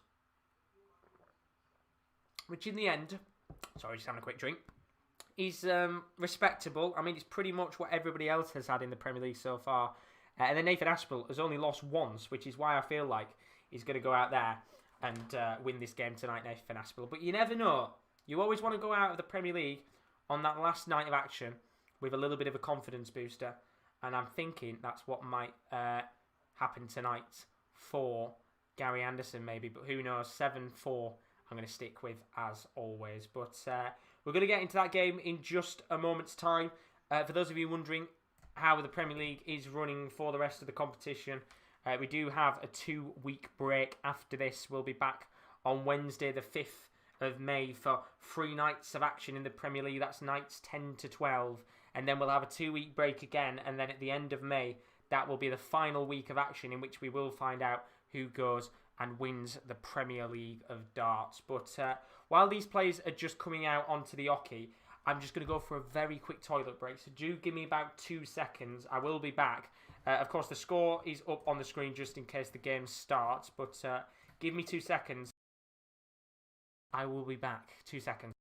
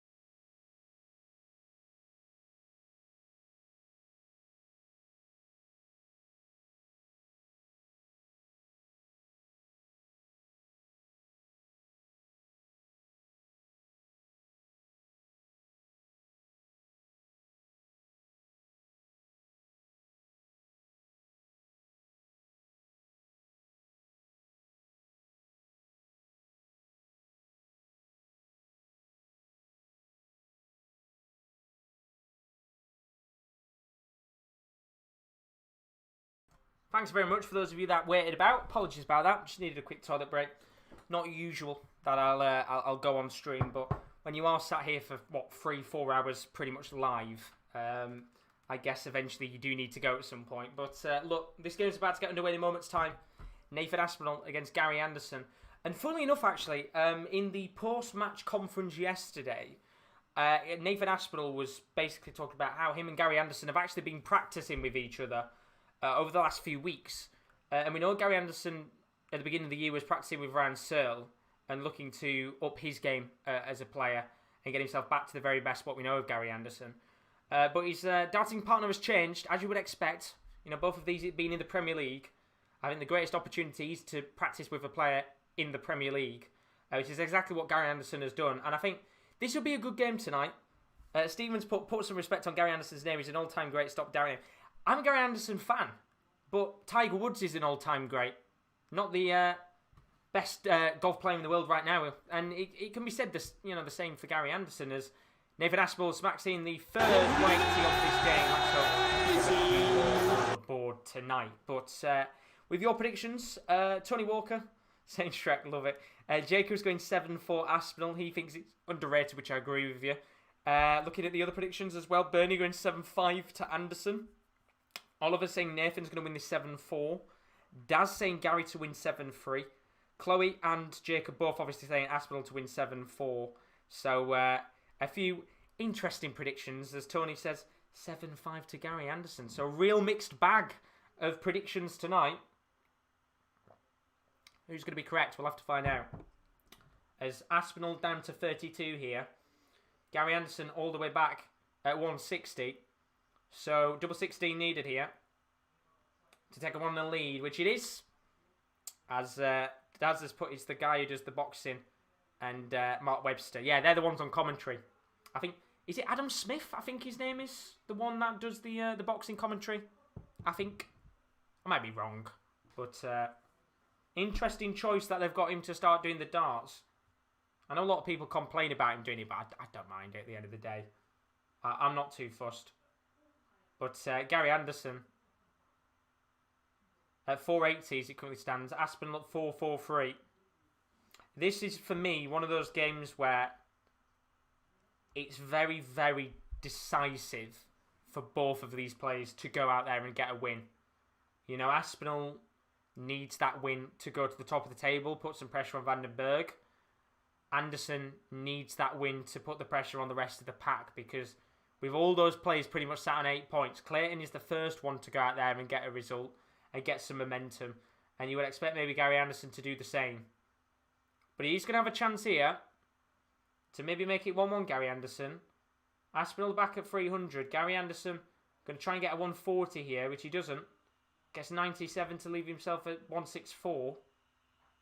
And he's into checkout territory, and he's probably going to maybe get 6 starts here at that 164, unless Nathan Aspinall can get a few trebles on the board, which he won't. He only gets 40.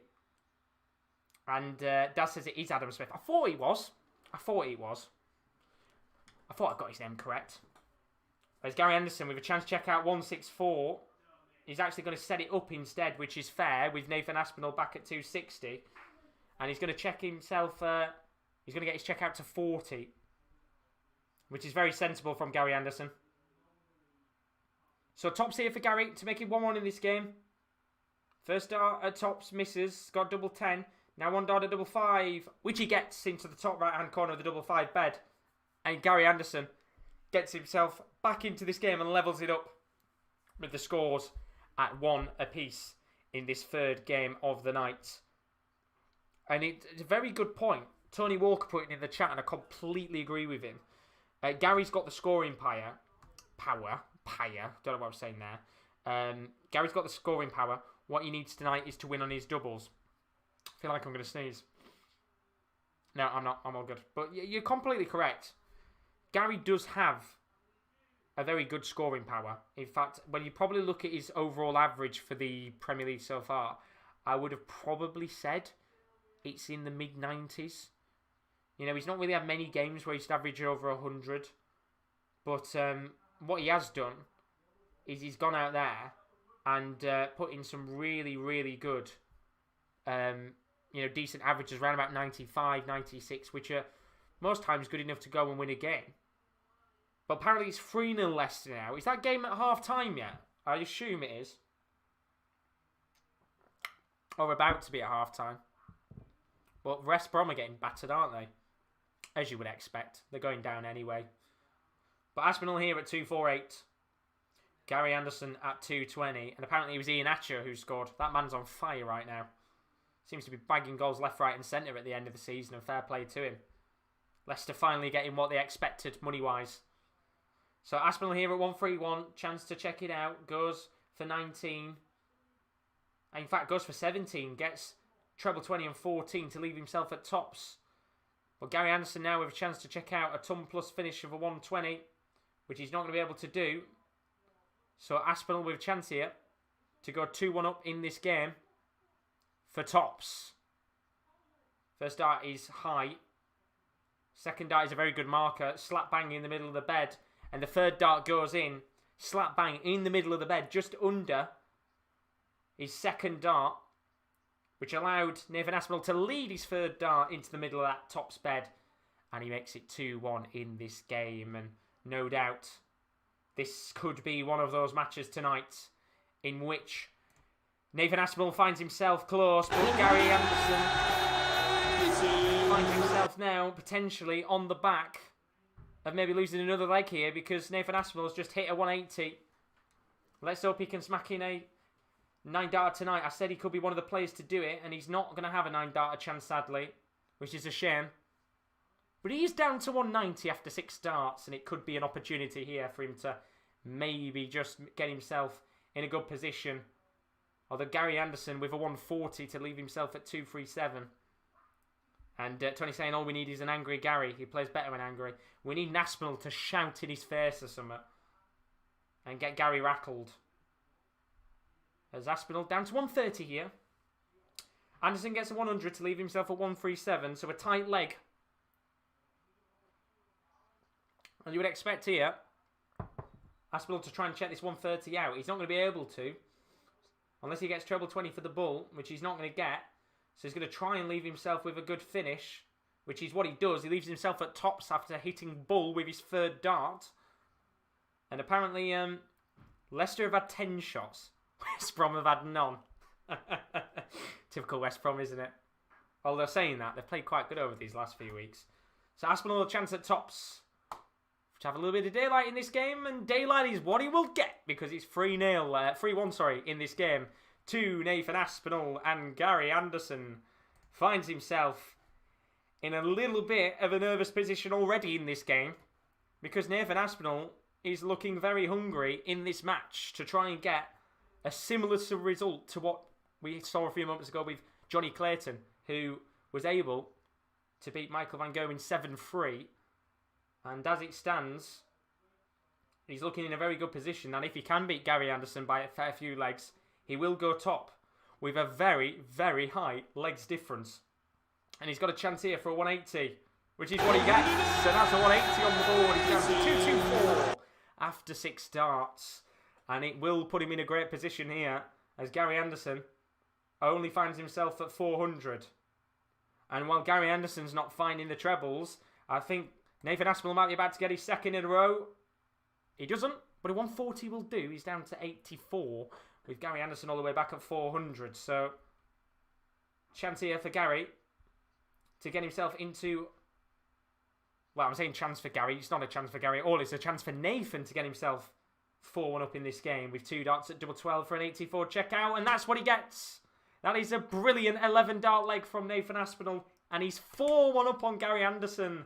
And he is now finding himself in a real position to maybe win this game by a good few legs because Nathan Aspinall is averaging 100.77. Gary Anderson is only averaging 82 when he's having a similar performance to what MVG had a few moments ago. Chloe's asked how many 180s have been on the night so far. I can check for you. We had 3 in the first game. In the second game we had 7, so that is 10. And we've currently had 3 in this game. So we're up to 13 180s on the night. so far in the Premier League. As Daz says, he's time for a chilled beer. Crack one open. Still got a few more good games to come tonight. But I'll tell you something. This could be a very quick night of darts at this rate. This game could be done within 10 minutes. We'll have hit 9 o'clock. And we'll be nearly 4 games in. Which is... I'm saying it's a shame. But it is, isn't it, a little bit? You want to see games that are very competitive. But tonight, unless Gary Anderson can get himself back into this game quickly, might be a night of a few surprises. As Nathan Aspinall looks for a 180 here. Doesn't get it, but gets a 140. What can Gary Anderson do? I mean, he needs something now, and here comes Gary Anderson. And here is Gary Anderson with a 180 at the perfect time. And that could be a real opportunity for Gary to maybe get this second leg to his name in the match. And just put Nathan Aspinall under some pressure. So, 41 needed for Gary Anderson to close the gap. He's got one dart at double 10, which he doesn't take. And now a chance for Nathan Aspinall to take a 5-1 lead with double 14, which is what he gets. It's 5-1. And Gary Anderson is finding himself on the back of a spanking here from Nathan Aspinall, who is now one leg away from a guaranteed point. And he is being absolutely outplayed and outclassed by the Asp, who is in some form right now. And I'll tell you something, I sat here on night 5 and said 14-1 odds for Nathan Aspinall to win this tournament was ludicrous.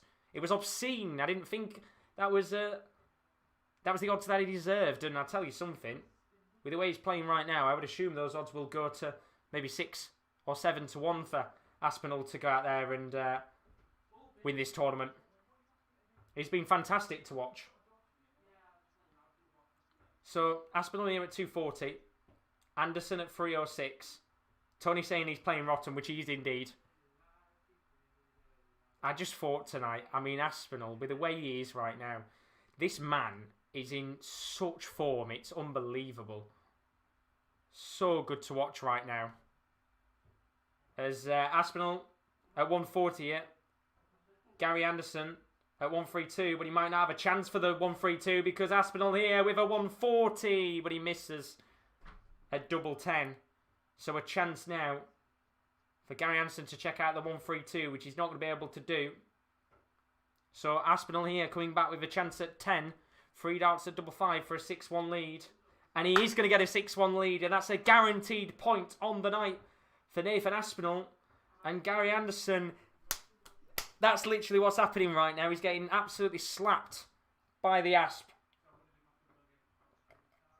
And I thought this was going to be a little bit tighter. And I predicted 7-4 for Nathan Aspinall in this game.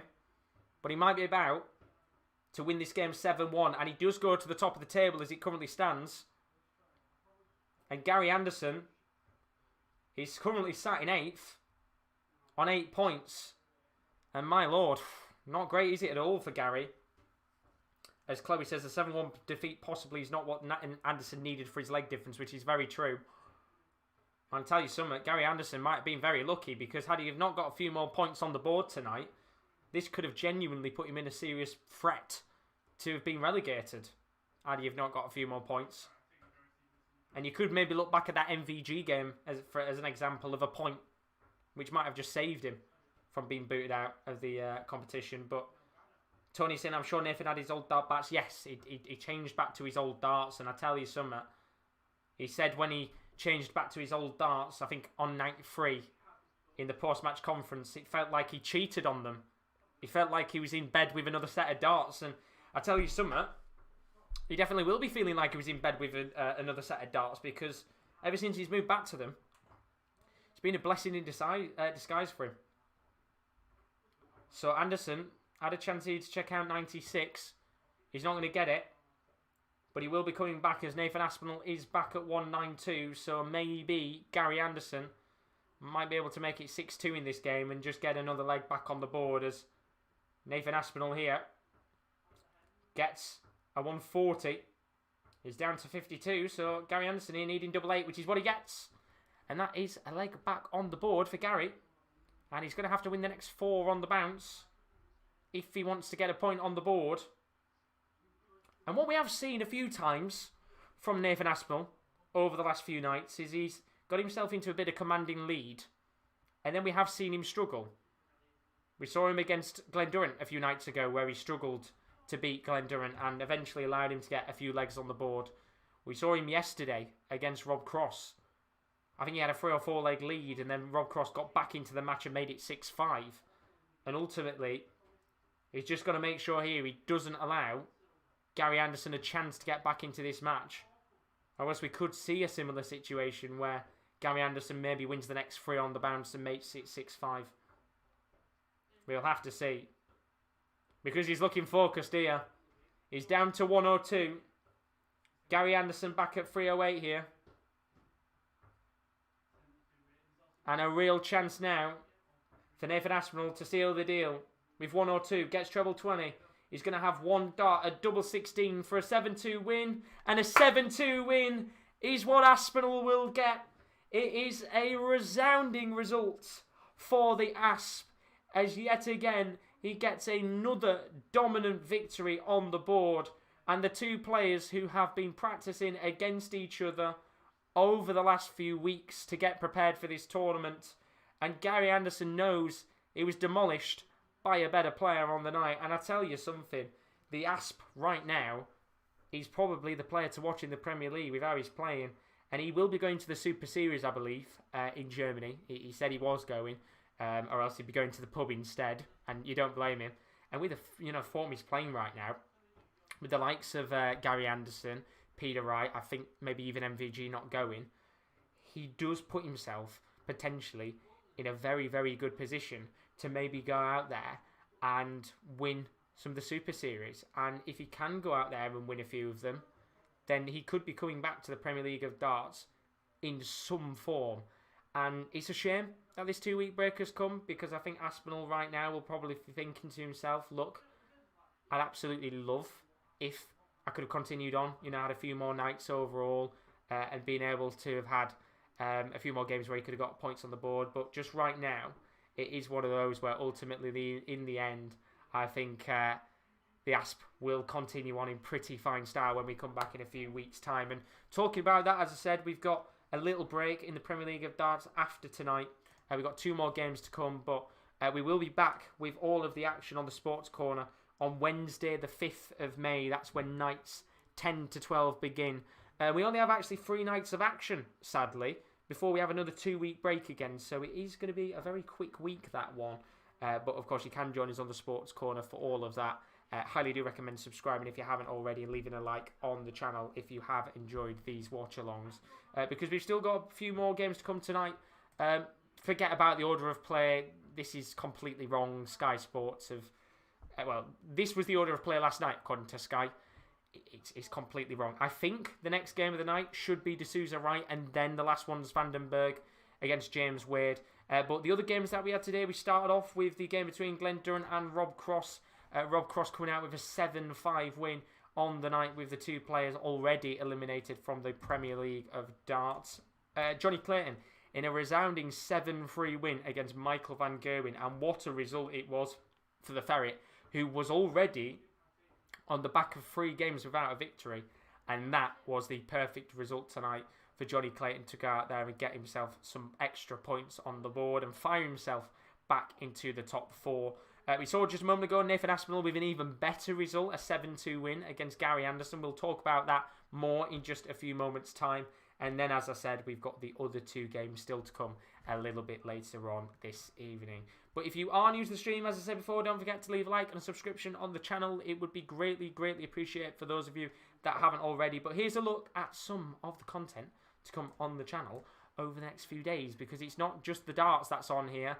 We've got a whole host of other sports to come, and we start off, of course, you are currently watching Judgement Night. We still have got 2 more games to come this evening from Milton Keynes. But then tomorrow you can join Rowan in the morning, 10 a.m. Melbourne Victory taking on Western Sydney Wanderers. You can join him from 10 a.m. on the 23rd of April. That is, of course, tomorrow. MLS Saturday night action with KL. You can join him for San Jose Earthquakes taking on FC Dallas. That's live from 7:55 p.m.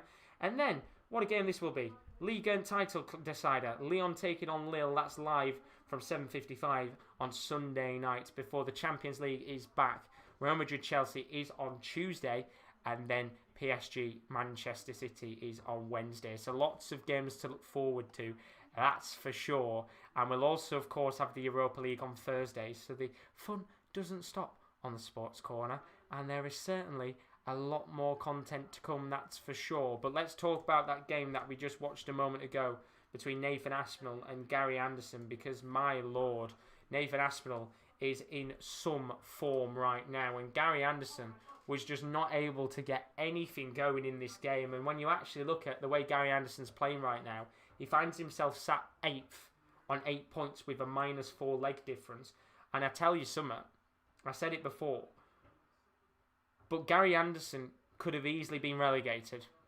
Had Rob Cross not got a result yesterday against Nathan Aspinall and got a win, we could have actually seen Gary Anderson relegated, especially with the legs difference that he's got on the board tonight, because that was just not a good performance at all against Nathan Aspinall. And I think Gary Anderson will be a little bit worried, especially with how he's played over the last week. It's not been his greatest week at all. But Aspinall, quality performance, 102.45 average from the Asp, with a 63.64% checkout success. That's 7 out of 11 at doubles with 102, his highest checkout of the game. Gary Anderson with an 88.35 average and only 33.33% on checkouts. That's 2 out of 6 opportunities at doubles. He'll be very glad that he has got 2 weeks to sit back and practice, because we know Gary's not going to the Super Series, because he already said before the tournament even started that he wasn't going to Germany right now with all the COVID restrictions. And to be honest with him, I can't blame him for not going. We've seen a lot of other players drop out over the last few days. But Aspinall is, and it'll be a big opportunity for him to go there, continue playing darts, see if he can continue this form on, and who knows, when we do come back for those for those 3 nights in 2 weeks' time, just maybe he might be in with a shout of winning the Premier League. We will have to find out over the next few weeks. But that is Nathan Aspinall, Gary Anderson done now. We can hopefully move on to what should be the next game of the night. Now, I'm pretty sure De Sousa Wright should be next, and then it's Vandenberg Wade at the end. However, no, with my luck, watch it be Vandenberg Wade next and the Jose de Sousa Peter Wright match last. But let's talk about that Jose de Sousa Peter Wright game now, because I think that's the one that's coming up in a few moments' time. And this should be a very enjoyable game to watch. I mean, Jose de Sousa has played some fantastic darts over the last few nights. And when you actually look at the Premier League table, as it stands, Jose de Sousa finds himself on 8 points. 3 wins, 2 draws, 3 losses. And when you actually look at some of the games he's played in, I think you could easily say that he could have actually won more. No doubt the game yesterday, on another day, he could have beaten MVG if he wasn't playing ridiculously well as he had. Some other games where I think one of the games he averaged 108 and didn't win. So you can see results where, had Jose de Sousa won, he could have actually been sat at the top of the table or well and truly in the top 4. But fair play to him. I think he's played fantastically well so far. And as for Peter Wright, when you actually look at how Wright's played, he's in a position where he was in the threat of relegation last night. And we were sat here looking at the -7 legs difference that he got. And there was a sense of a potential minimal chance of relegation. You know, it had to be a massive fuck up against Glen Durrant to find himself in a shout of relegation. And he didn't. He got a 7-1 win. And that's exactly what he needed for his leg difference. So there was no chance of Rob Cross being able to get back in the match. And he got the result he needed in the end. And now he's in and staying in the Premier League. Now he knows that he will be here in a few days' time. He has got a chance to get himself back into the fight for the top 4, because Peter Wright has got the exact same record as Jose de Sousa with 1 leg less. And if we're being honest with you, you don't feel like he's played as similar as Jose de Sousa has. I mean, he's literally one leg's difference away from him. And I personally don't think you would have expected that, because Jose de Sousa has felt like he's played so much better than what Peter Wright has. But if he wins tonight, he goes up to 10 points. He will move into the top 4. And I think it all depends actually on what score he wins because of the amount of legs that Johnny Clayton got a few moments ago. So I don't actually think he'll go into the top 4. I think he'll go 5th. But what an opportunity for him to turn his season around, because he could have been sat here at the end of tonight going, I've only just survived. You know, I might lose this game against Jose de Sousa, and I might find myself in a position where ultimately I'm in a real worrying position that if I don't get points soon, the rest of the pack, the likes of the Aspinalls, the likes of the Van Gerwens, will just start to push away, and I will have to find points very quick, or else I will be out of the top 4 race. But he's done brilliantly well to keep himself in it. And that is the next game coming up of the evening in just a few moments' time. As always, put your predictions in the chat, because I'm quite interested to see what you guys are going for here. I did have a bet on, actually, where Aspinall was on the treble. And I have got Jose de Sousa to win this as a match treble.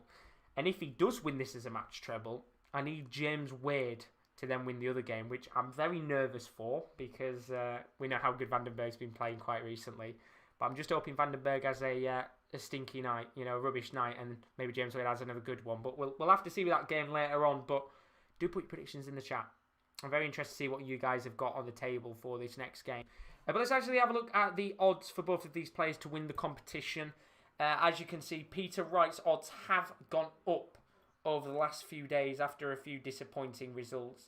He now sits at 7-1 to win the competition. And if he wins tonight, I think his odds will go back down to around about 5 or 6-1 if he can get a result against Jose de Sousa. And as for the special one, he finds himself the second lowest in the odds to win. He finds himself sat at 14-1, which I think, again, is quite surprising for me, because I think he has played some very, very good darts in the tournament so far. And, you know, for example, if he goes on a 2 or 3 game win streak when we come back, those odds will diminish very, very quickly from 14-1, and even he might find himself sat at 6 or 7-1. So we'll have to see how that goes down. And in terms of both of those players reaching the semi-finals, as you can see, Peter Wright 11-8. So, of course, very nearly odds on to go through to the semi-finals, as is pretty much all of the top 5 players right now in that list. And then Jose de Sousa, he finds himself at 7-4 to reach the semi-finals. So you can see, even the likes of Sky Bet have got themselves into a position where even they don't know what's going to happen, just because of the amount of points not really separating these guys. It's literally like 1 or 2 points between them all, so it's very, very close indeed. But we'll have to see, with the next game starting in a few moments, and we will refill on the drinks, because after having a kebab earlier on, I feel like that's the worst decision you can ever make, especially when you're doing a 4-hour live stream. That's a bit of a recommendation. Don't get a kebab before you do a live stream. Makes your mouth very dry. But we keep going. We keep going, and hopefully we can have a good game coming up next. Now, we've got your predictions in the chat. See what you guys have been saying. Oliver Flanagan, he says Peter Wright, snakebite to win 7-4. That's my guess. Very interesting one indeed.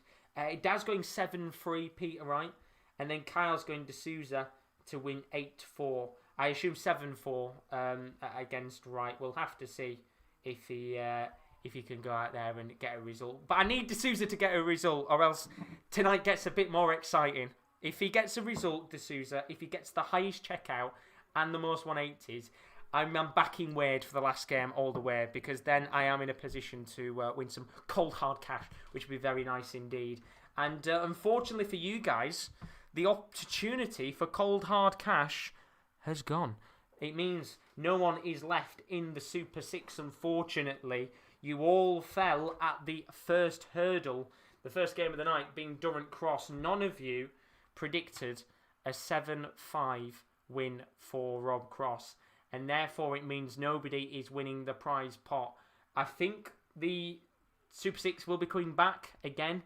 I think I'm going to look to bring it back for the other set of games. I think what we will do is when it does come back, we'll have the 4 matches, and then we'll also have how many 180s and the highest checkout of the match as the predictions to make it 6 predictions. And of course, we will probably reset the pot and we'll start it again but we might start it from like 15 quid next time because we've only got 3 nights of action. So we might even just continue it on from 20 quid if I'm being honest with you, because there's only 3 nights, so it'll go up to 35 quid potentially, depending on what happens. But we'll have to see, because Peter Wright is coming out onto the hockey, and I'm not going to lie, for the sake of my bet, I want Peter Wright to have a rubbish game here, but I'm not going to lie, I'm kind of worried, because after that game yesterday against Glen Durrant, it wasn't the most amazing game, but he went out there and he battered Glen Durrant, as most people have in the competition.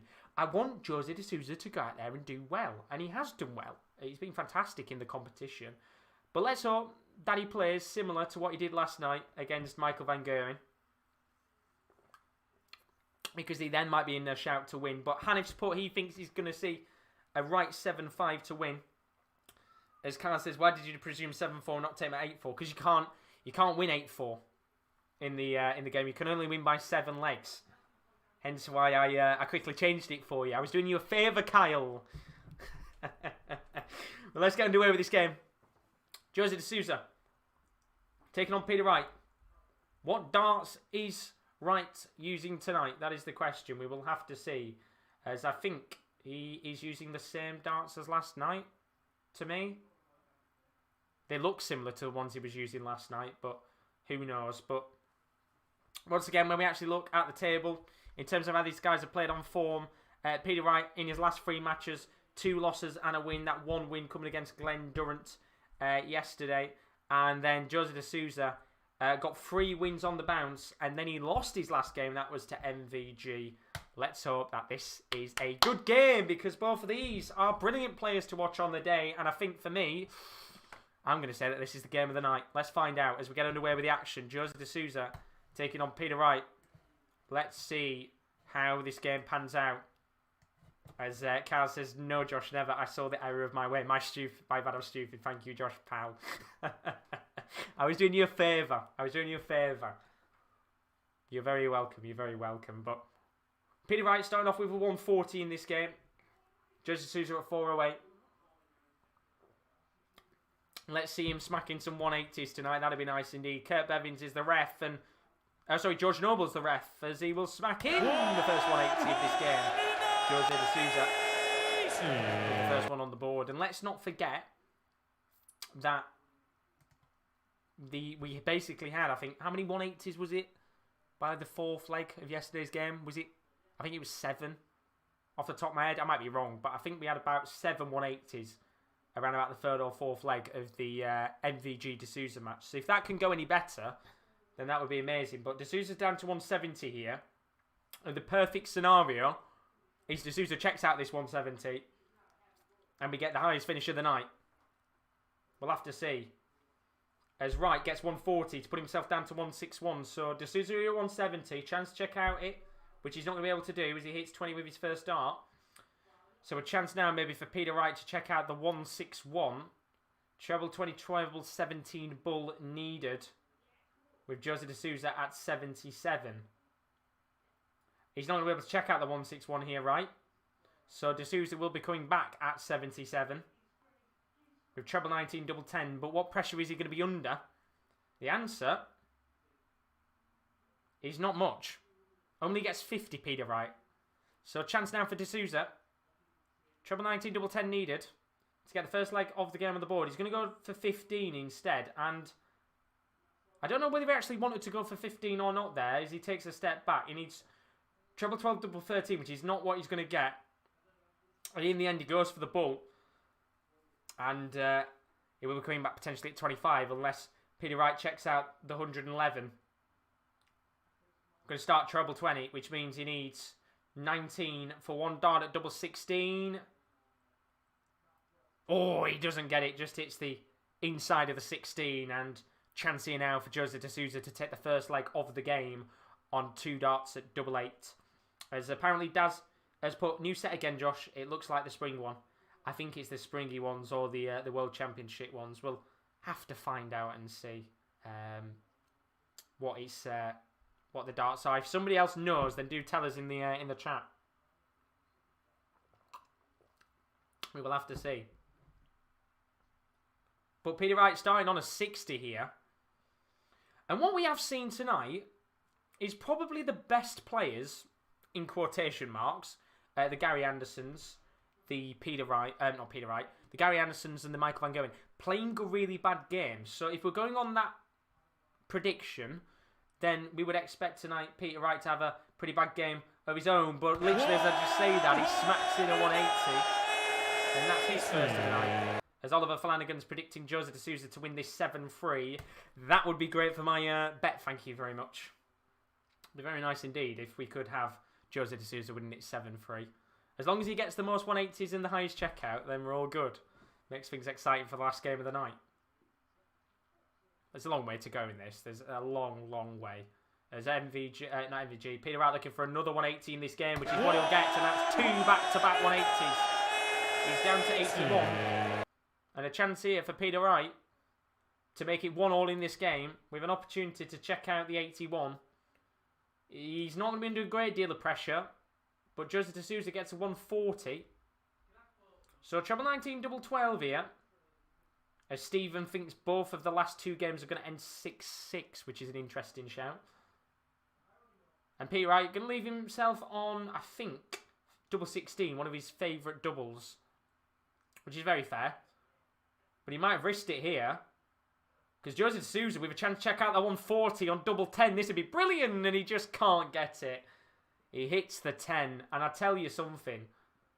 Time and time again, Peter Wright has a tendency of gambling and hoping that his opposition player does not check out the high, ton plus finishers. And in the end, it's worked for him there as he checks out double 8 to make it 1-1 in the game.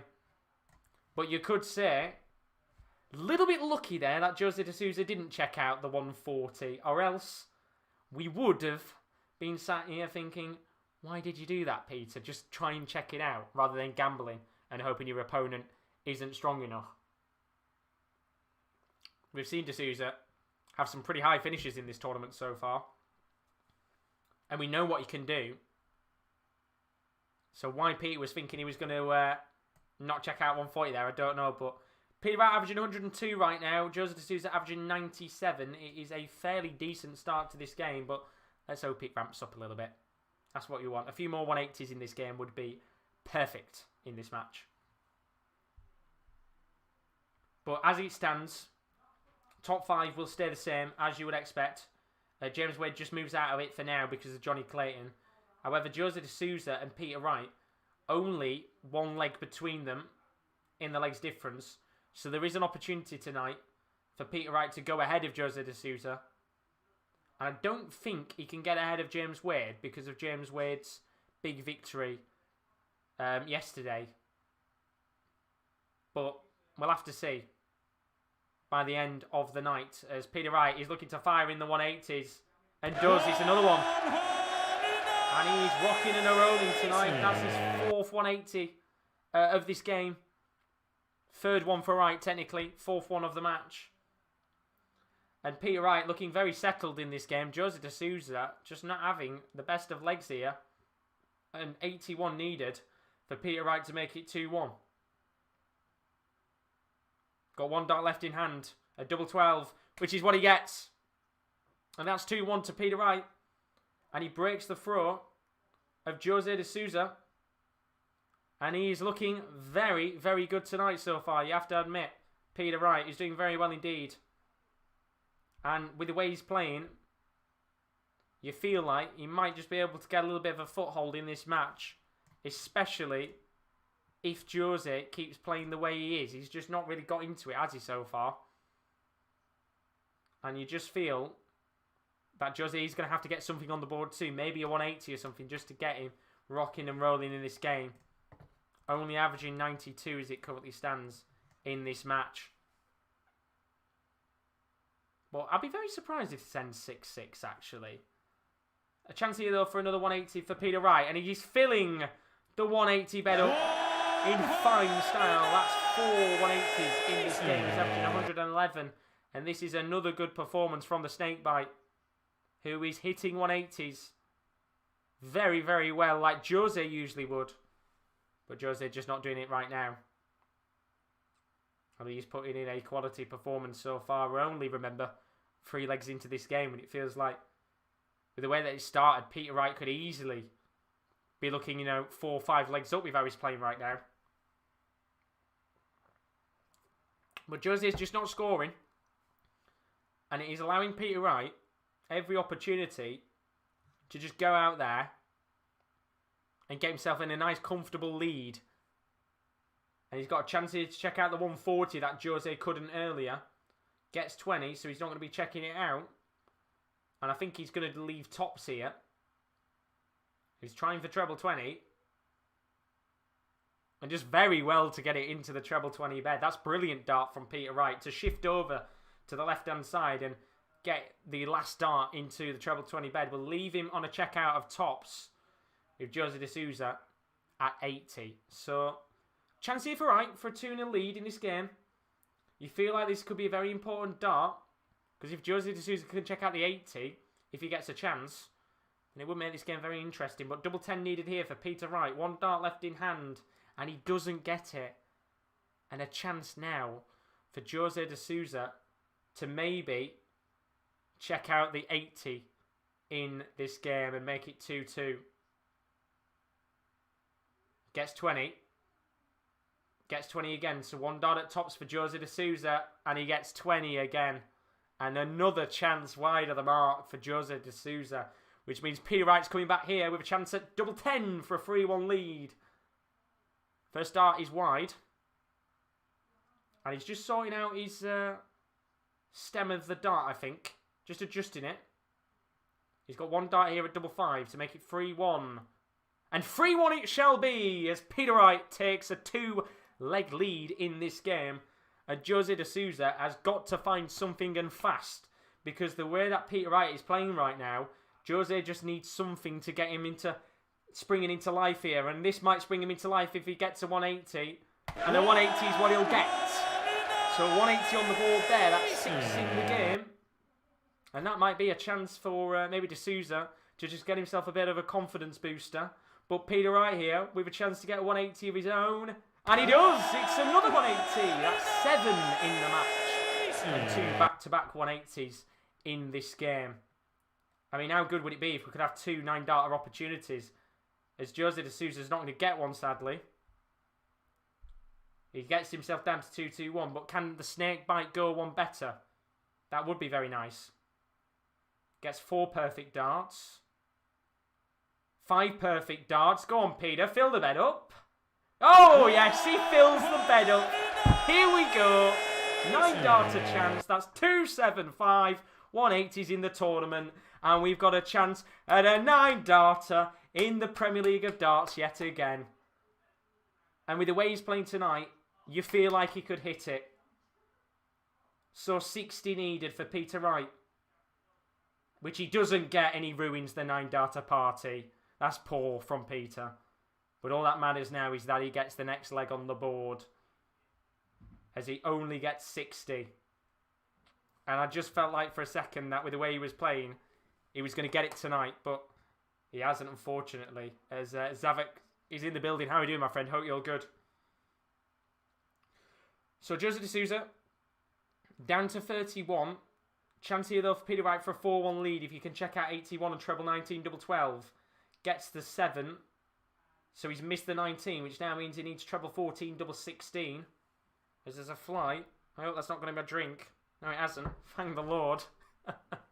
Would have been nice.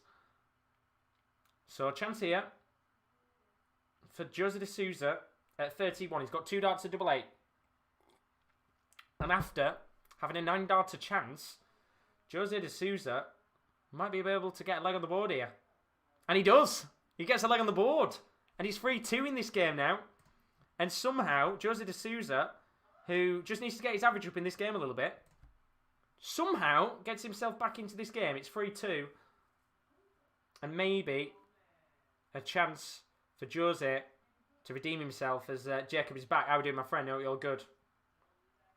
So 140 for Peter Wright. Can Jose de Sousa get a few 140s on the board of his own, which he can, yes, 140 there. And average now for Jose de Sousa goes up from about 90 to 98, so he certainly is improving as this game goes on. And what Peter Wright needs to make sure here is that he doesn't drop down in his average, or else you could see Jose de Sousa maybe just get himself back into this game, which he has done very well.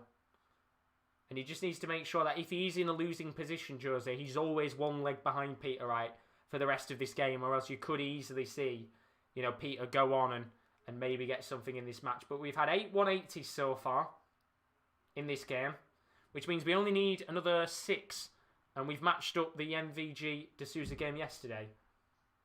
And we're going to have at least a minimum 4 more legs. As Jacob says, he's just been recording my next video. Good to see you back on the channel, my friend. Welcome back. So, Jose de Sousa, down to 161. We need to check out territory. P right here at 204. Going to need to get a few trebles to put himself into a good position. And I think he might be about to here. That second dart makes the treble 5 bed. And that's perfect from Peter Wright. He gets 135. And he's down to 69. So a chance here for a 161 checkout for Jose de Sousa. Treble 20, treble 17 bull. I've got a feeling he's going to go treble 18. No, goes treble 5. Which means he's not going to be able to check out. And he will leave himself on 32. And he's got to hope here that Peter Wright doesn't check out the 69 for a 4-2 lead. Treble 19, double 6 needed. Gets 15 to start. Which means he's going to have 1 dart at tops for 4-2. And he hits 20. So now, chance for de Sousa to level this game up on double 16. And Peter Wright must be thinking in his head, how am I not, 3 or 4 legs up? But he won't be, because de Sousa is back in the match. And it's 3-all in this fantastic game. And I think this game might go all the way, potentially. And what a chance Jose de Sousa's got now to maybe try and get himself into the lead in this game. It's all imperative on how he starts here with his first 3 darts. And I'll tell you what, after getting that checkout, he only gets 40. Very bad start. Sorry, 60. Maybe now Pete Wright has an opportunity to just get himself in a bit of an advantage in this 7th leg of the match. And I'm saying that he's actually got even less than Jose. Gets 41. So a chance now for Jose de Sousa just to get himself into a good position in this match. Starts off with a 20. Needs to find a treble and quick here, because that'll now be, I was about to say now be 6 darts without a treble, but he does in the end. He gets treble 19 with his last dart. And Peter Wright's average has gone down from 100 to 99. While Jose de Sousa just under 98 on the average. So, got himself back into the game. And Peter Wright will surely be thinking now, how is Jose de Sousa got back into this match when I was averaging around about 110 in the first 3 legs of the game?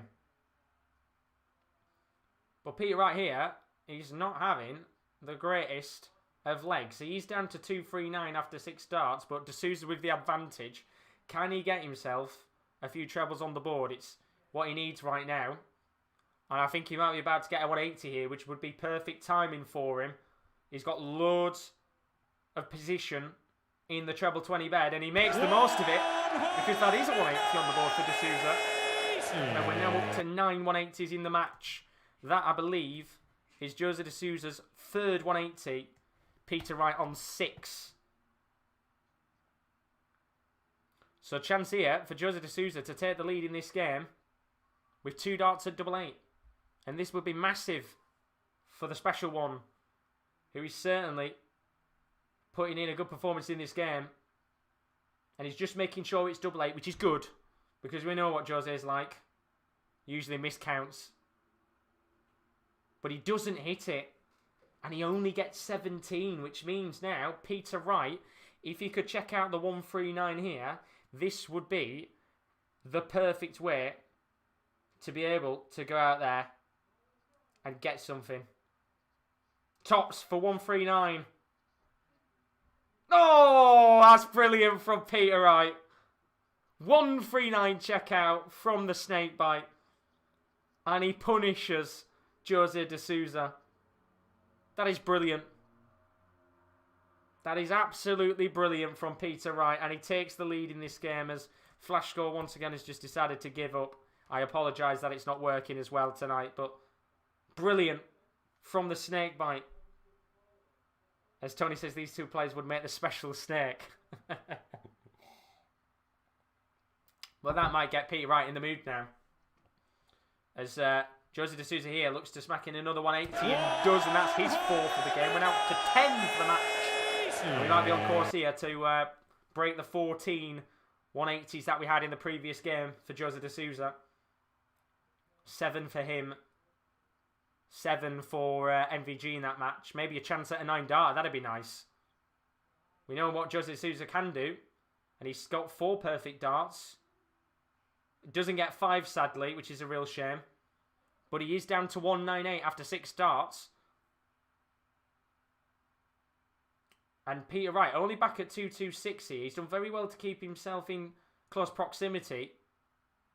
But he just can't keep up here, as he only gets 81, so 145 for Peter Wright. As Jose de Sousa is now averaging 102 in this match, just like Peter Wright is averaging 102 right now. And, well, that's poor. Only 60 from de Sousa, and there is now a real opportunity, you feel, in this leg for Peter Wright to maybe go 5-3 up in this game. Chance to check out the 145. He's not going to be able to check it out now, but what he will do is leave himself on 20. What can Jose de Sousa do here? He needs to get a high checkout, a 138. Starts off with a 20, so there'll be no checkout. But what can he leave himself with? Really needs to get another treble, you feel, here. Or else Peter Wright's going to be in prime position to make it 5-3. So Wright at double 10. Jose de Sousa at 48. Will he get a chance, Jose de Sousa, or will Peter Wright go 5-3 up? He's got 1 dart left in hand here for double 10. Really needs to take this out. And doesn't. And a chance now for Jose de Sousa yet again to get himself back into this match. And he needs 48. And he's going to go at 8 and tops. And he makes it 4-4. And Jose de Sousa will not back down in this game. And Peter Wright's problem tonight has been finishing. He's just not been able to get the same finishes on doubles that he usually does. And you can see the frustration for Peter Wright, because he knows in this game he's allowed too many opportunities for Jose de Sousa to go out there and get points on the board. And he's finding himself in a real battle. And he's going to have to go out there and get something quick. But he's got a chance to put something right here as he smacks in a 180 and gets his 8th 180 of the game. So my match treble is 100% over now, which is a shame. But that's 11 180s in this game. Can Peter Wright maybe have another chance? That would be brilliant if we could have another 9 darter opportunity from the snake bite. So 3-2-1 here for Peter Wright. Going to be no 9 darter opportunity, sadly. But what he will do is he will get himself down to, I think, 181 after 6 darts. And Jose de Sousa just needs to get something similar here. Or else Peter Wright, again, will find himself maybe in a good position to take the lead. So Peter Wright 181 here. Jose de Sousa 225. And he's hitting the doubles no problem, as he leaves himself 36, Peter Wright. And he's probably going to take a 5-4 lead here. Can Jose de Sousa put any pressure on him? A 180 here would be perfect. He's not going to get it. And he gets 105 to leave 120. So Peter Wright here, chance to make it 5-4 on double 18 for a break of throw. First dart is a good marker. Really needs to make the most of it. Second dart's an even better marker. Needs to make the most of this one. And he misses again. And I mean, with the way that this game has gone, if Jose de Sousa checks out the 120 here, this will be a real kick in the teeth. And he's got a chance to check it out. He's got 1 dart at tops, and this would be a brilliant opportunity for Jose de Sousa. Oh, he just doesn't get it. Just above double 20. And a chance now for Peter Wright to redeem himself and make it 5-4 in this game on double 18. First dart hits 18, so he really needs to hit the double 9 here, else he's not checking out. And he's actually going to have to hit double 2 here, so it could be a happy accident in the end for him. Can he get it on the board? He needs to make up for his mistake. And does. It's 5-4 to Peter Wright. And that's a big dart from the snakebite, who gets the job done in the end. And had he have not hit that, you would have been sat there thinking maybe it was a chance for Jose de Sousa to get himself into the lead in this game. But he isn't. And Peter Wright, now with a chance to get himself one leg away from a guaranteed point on the board. Or else Jose de Sousa might be able to take us into the 11th leg of the match at 5-all. But he's going to have to win this next leg. And he needs to get a few trebles, which he doesn't. And I just feel like now this game is slipping away from Jose de Sousa. And you would feel like Peter Wright here should probably go on and get this game done and dusted and get it wrapped up. But what a victory it would be for Peter Wright. He found himself last night under some pressure to beat Glen Durrant, to find himself survival in the Premier League of darts. But now he might be finding himself in a position to get himself back into the top 4. That's how close the Premier League is. It's a very tight one. So Wright at 3-2-1. Jose de Sousa at 3-6-1. Wright averaging 100.79. Jose de Sousa averaging 97.94. And it's quite interesting because when you actually look, when the players got the throw, both players are averaging 105 plus. When both players, without the throw, both players are averaging 105 plus. With the throw, both players are averaging 91 and 95, which is very interesting. And it feels like without the throw, they just seem to be under a little less pressure. As Pete Wright here gets himself down to 116. Jose de Sousa all the way back at 266 here. He really needs a 180 minimum, which he's not going to get. And Kyle's put, even with your help, Josh, my prediction failed. Very unlucky indeed. As Pete Wright now with a massive chance here to make it 6-4 and seal a point. Gets 19. Needed treble 19 for double 20, which he's not going to get, so he will be coming back as Jose de Sousa is on 208. But I think Peter here is probably going to make it 6-4. Unless there is a catastrophe. But Jose de Sousa is going to put him under some pressure. In fact, no, he's not. He's down at 208, sorry. So de Sousa actually down to 70. It just took Sky a little bit of time to update it. But Peter Wright guarantees a point. And he's now guaranteed 1 point on the board. 6-4 in this game for Peter Wright. And, well, it's been a bit of a struggle for him tonight in this game. But he is going to go out there and get himself that guaranteed point. But the question is, will he be able to get that point?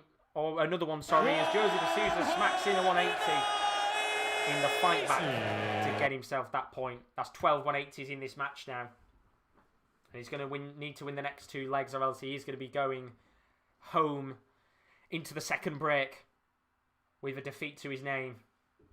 So Jose de Sousa here, 4 perfect darts on the board. Not 5, sadly, so no 9 darter chance, which is a real shame. But he gets 99 to leave himself at 2-2-2 after 6 darts in hand. And as it stands, Peter Wright will not be jumping into the top 5 as of yet. But what he will be doing is he will jump into 6, taking over Jose de Sousa on 9 points.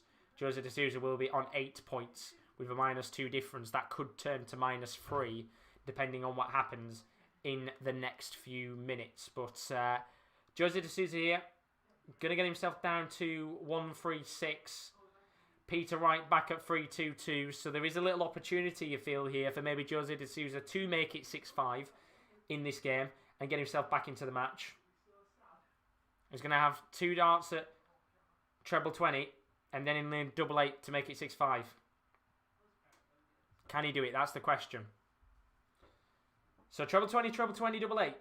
Starts off with a 20, which is not a problem because he can go and get himself into a decent checkout, which he will. He'll leave himself tops with Peter Wright all the way back at 281. So this will be an opportunity to get himself into a deciding leg in this match and steal a point away from Peter Wright.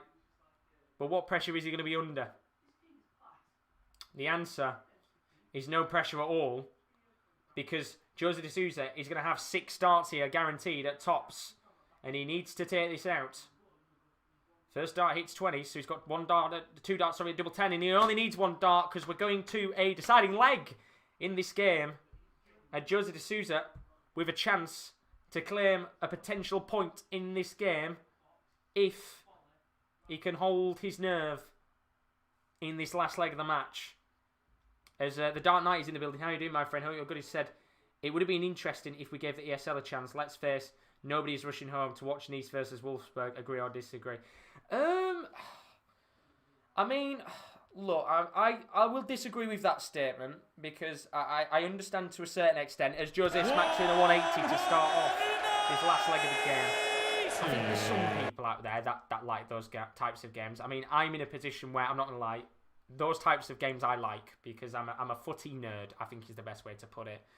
But at the same time, I think as much as people didn't like the Super League, the prospect of having those types of games, you know, was one of those where maybe I think it could happen. But there's a chance here maybe for another 9-darter opportunity. And there will be another 9-darter chance because Jose is down to 1-4-1. Let's go. 14 180s in this match. And another chance for a 9-darter. And this time it's Jose de Sousa with an opportunity. Now, if he was to clinch a point from a 9-darter, this would be unbelievable. And he won't be. He's ruined it. Bastard. We had a chance there for a 9-darter and he's ruined it. But look, at the end of the day, he's down to 44 and he's probably going to find himself, you would expect, in a position here to maybe get a draw in the game. And I've got to say, I think, was it Tony who said 2 6-6 draws? He did. And he might be about to be right because there's a chance here with 2 darts at tops for Jose de Sousa to get a point in this game. And a point it shall be for Jose de Sousa against Peter Wright. And I've got to say, for some sections of the match, you're probably thinking, how did Jose get a point on the board? But too many missed doubles has cost Peter Wright in the end. And Jose, the special one, with a very special point on the board because it was a fantastic match to watch between 2 great players. 14 180s again. That's twice now Jose de Sousa has found himself in a game with 14 180s in the match. And in the end, it was a brilliant, brilliant game indeed. But ultimately, Jose de Sousa gets another point on the board. And apparently it was Stephen, who said 6-6. It was. I'm sorry, Stephen. I scrolled through the comments quickly and saw Tony's name first. It was Stephen who said 6-6. You're on the right track right now. But yeah, honestly, I think it is one of those where when you actually look at the game, because of how many missed opportunities Peter Wright had at doubles, I think a point there was deserved. Jose de Sousa played very, very well in that game. Has done pretty much all week long. And he gets a point. That stops Peter Wright from pushing ahead of him in the table. And fair play, because both played very well tonight. As we said, Peter Wright missing a lot of opportunities at doubles, which we will talk about in a little moment's time. That's what cost him tonight. And on another night, you know, if he'd have put some of those chances away, he could have easily beat Jose de Sousa 7-2, 7-3 if he wanted to. But Jose, he hung in there, and then when the pressure was on, he massively upped his average. In fact, I would guess that his average finished around about the 100 plus mark. And fair play to Jose, because he's done very, very well there to get a result in the end. But if you have missed some of the action tonight, we have had 4 games already. We've got 1 more to end the Premier League of Darts for this week. But as you can see on your screen, that is the order of play. Now, it's in the wrong order.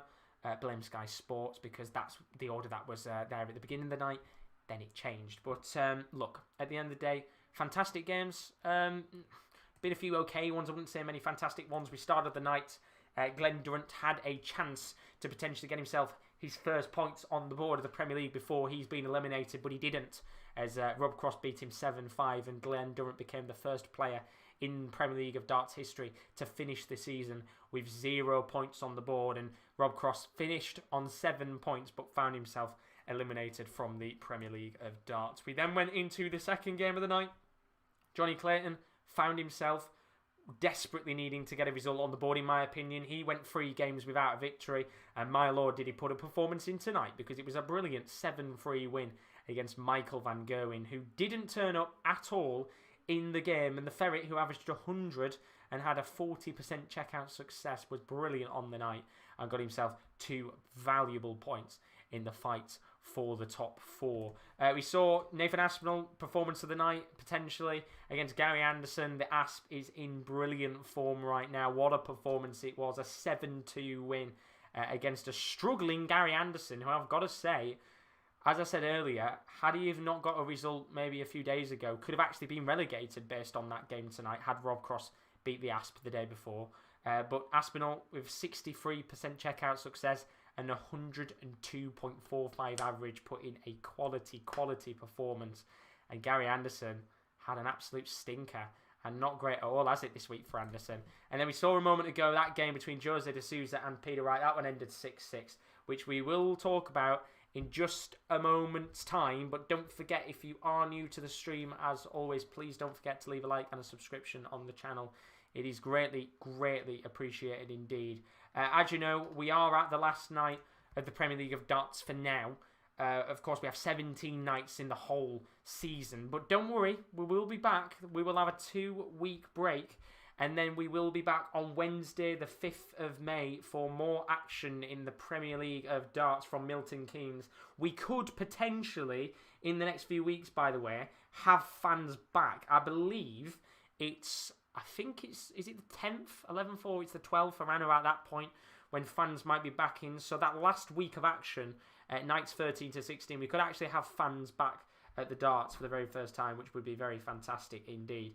But we'll be back on the 5th, Wednesday to Friday, 5th to 7th of May. That will be nights 10 to 12. We have 3 nights before, once again, we go into another 2-week break. And we'll be back for the last week of action. That will start on Monday the 24th. We'll have Monday to Thursday, which are nights 13 to 16. And then on Friday night, it will be the final and the semi-finals. Who will be lifting the trophy? We'll have to find out. We are only 4 weeks away from the finals. Very excited indeed. But as I said before, we have got more content to come up on the Sports Corner over the next few days. So here's a look at the content to come on the channel. As you can see, of course, it is Judgement night tonight. We're going to have one more game this evening. That is Dimitri van den Berg coming up against James Wade. That'll be coming up in about 5 to 10 minutes' time.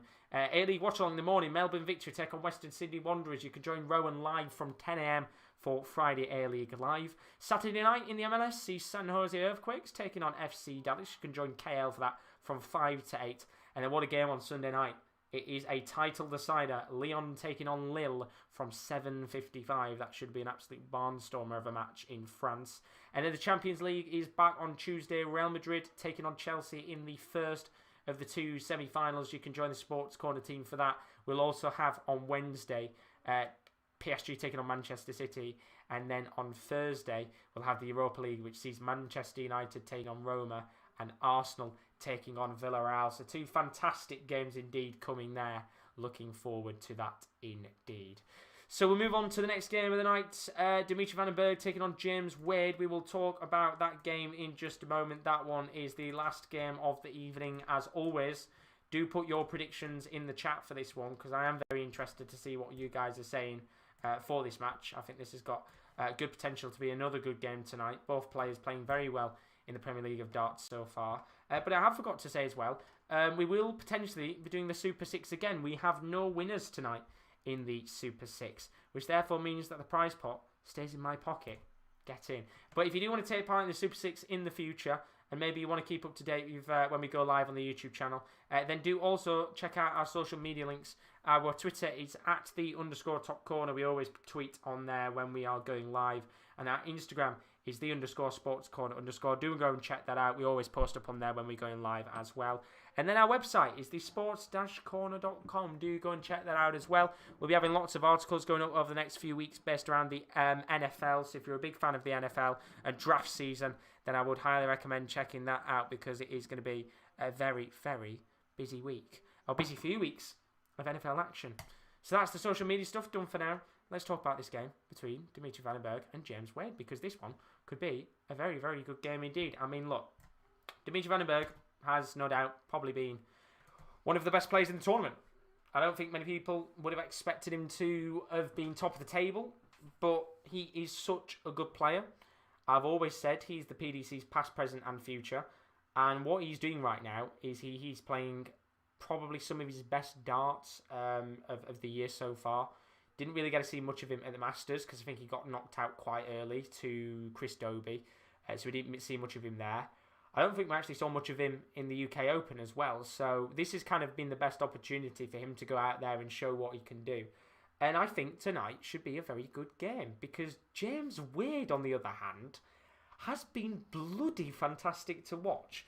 The last 3 nights of the Premier League, James Wade has averaged 104, 105 and 105. Now, James Wade, that is the 4th time in his Premier League career where he's averaged 100 consecutively in 3 nights in the Premier League. And it also is the highest average for 3 consecutive nights in the Premier League for his career. So he's playing carefree darts right now. And that's what's making it so good for James Wade. The fact that I think he's taken a stance, he's stepped back and gone, do you know what? I am just going to sit there and just enjoy the games and go out there and enjoy it and not have to worry. And he's doing very good indeed. But looking at you guys in the chat, my chat's just updated. So sorry for only just seeing some of your comments now. Really, really slow tonight. I don't know why it's not coming at all. Daz has said, do you know anyone who wants to join in a darts league? I don't know. I mean, I would have joined one, but I'm not good enough to join a darts league right now. I need to just sit there and practice for a few hours. As Osty's in the building. How are we doing, my friend? Hope you're all good as always. He's put last 3 nights. Dad's been texting me, telling me that Chloe's asking for me. Well, you're here now. Is Chloe still in the building? Because she's gone a little bit quiet. Hopefully she's still here. But Osty's here now. He's here to save the day. Hope you're both all good. As Kyle's gone. He thinks Dimmy Vandenberg 2, Wade 7. Oh, that's a prediction and a half. Hopefully a correct score. Stephen's asked, how do I enter that? If it's the Super 6, basically, Stephen, for next time, all you've got to do is either in the YouTube chat or on Twitter, which our Twitter is at @the_top corner. Either follow us on there or put in the YouTube chat your predictions for the games. Now, I think the way we're going to work the Super 6 next time, because we go down to 4 matches, we'll do the 4 exact scores for the matches, the prediction for the 180s, and the predictions for the highest checkout of the night as well. So that's probably how we'll work it out in the end. As Jason McDade's in the building, he says, give us a shout out from New Zealand. How are you doing, my friend? What time is it in New Zealand? I bet it's quite early. Welcome along to the stream, my friend. Hope you're all good. And then Austin's in the building. How are we doing? Good to see you as always, but he says, good to see you, Josh. Channel has grown a lot over the past month or so.